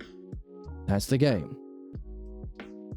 You can only do that if you surface your problems, because we are here to solve the problems so we can be our problems, so that we can be free to pursue the good. So it's not neutral. Belief's not neutral. The most important thing is to find our own unsuspected beliefs that keep us in that blocked from understanding. Surface our own beliefs, because beliefs cause problems, understanding heals problems and reaches excellence. We all have beliefs. That's what it means to be human. We will all make mistakes. That's what it means to be human. We need to all make mistakes because that's what's needed for learning, so long as we then apply understanding to it. Understanding our problems, midwifery, what we're here for. Understanding those insights, also very important as well. It's all about understanding, baby. That's the new way of being. That's philodainoia. That's the meaning of life. That's what we're all here for. That's the archetype of the hero's journey. And that's for everybody. As Socrates says, it's not for a part, it's for all. Let's find it.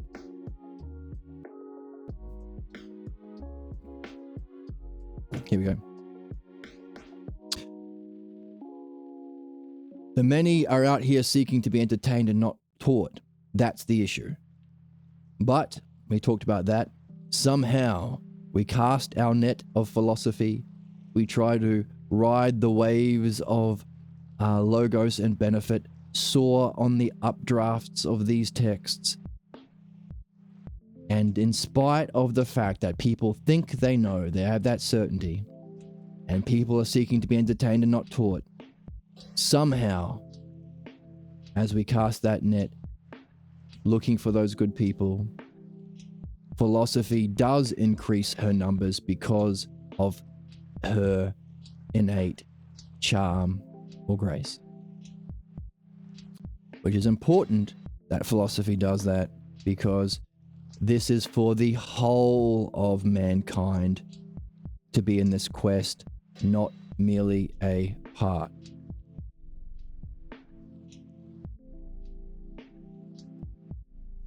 The quest of man. Love and logos, philodainoia.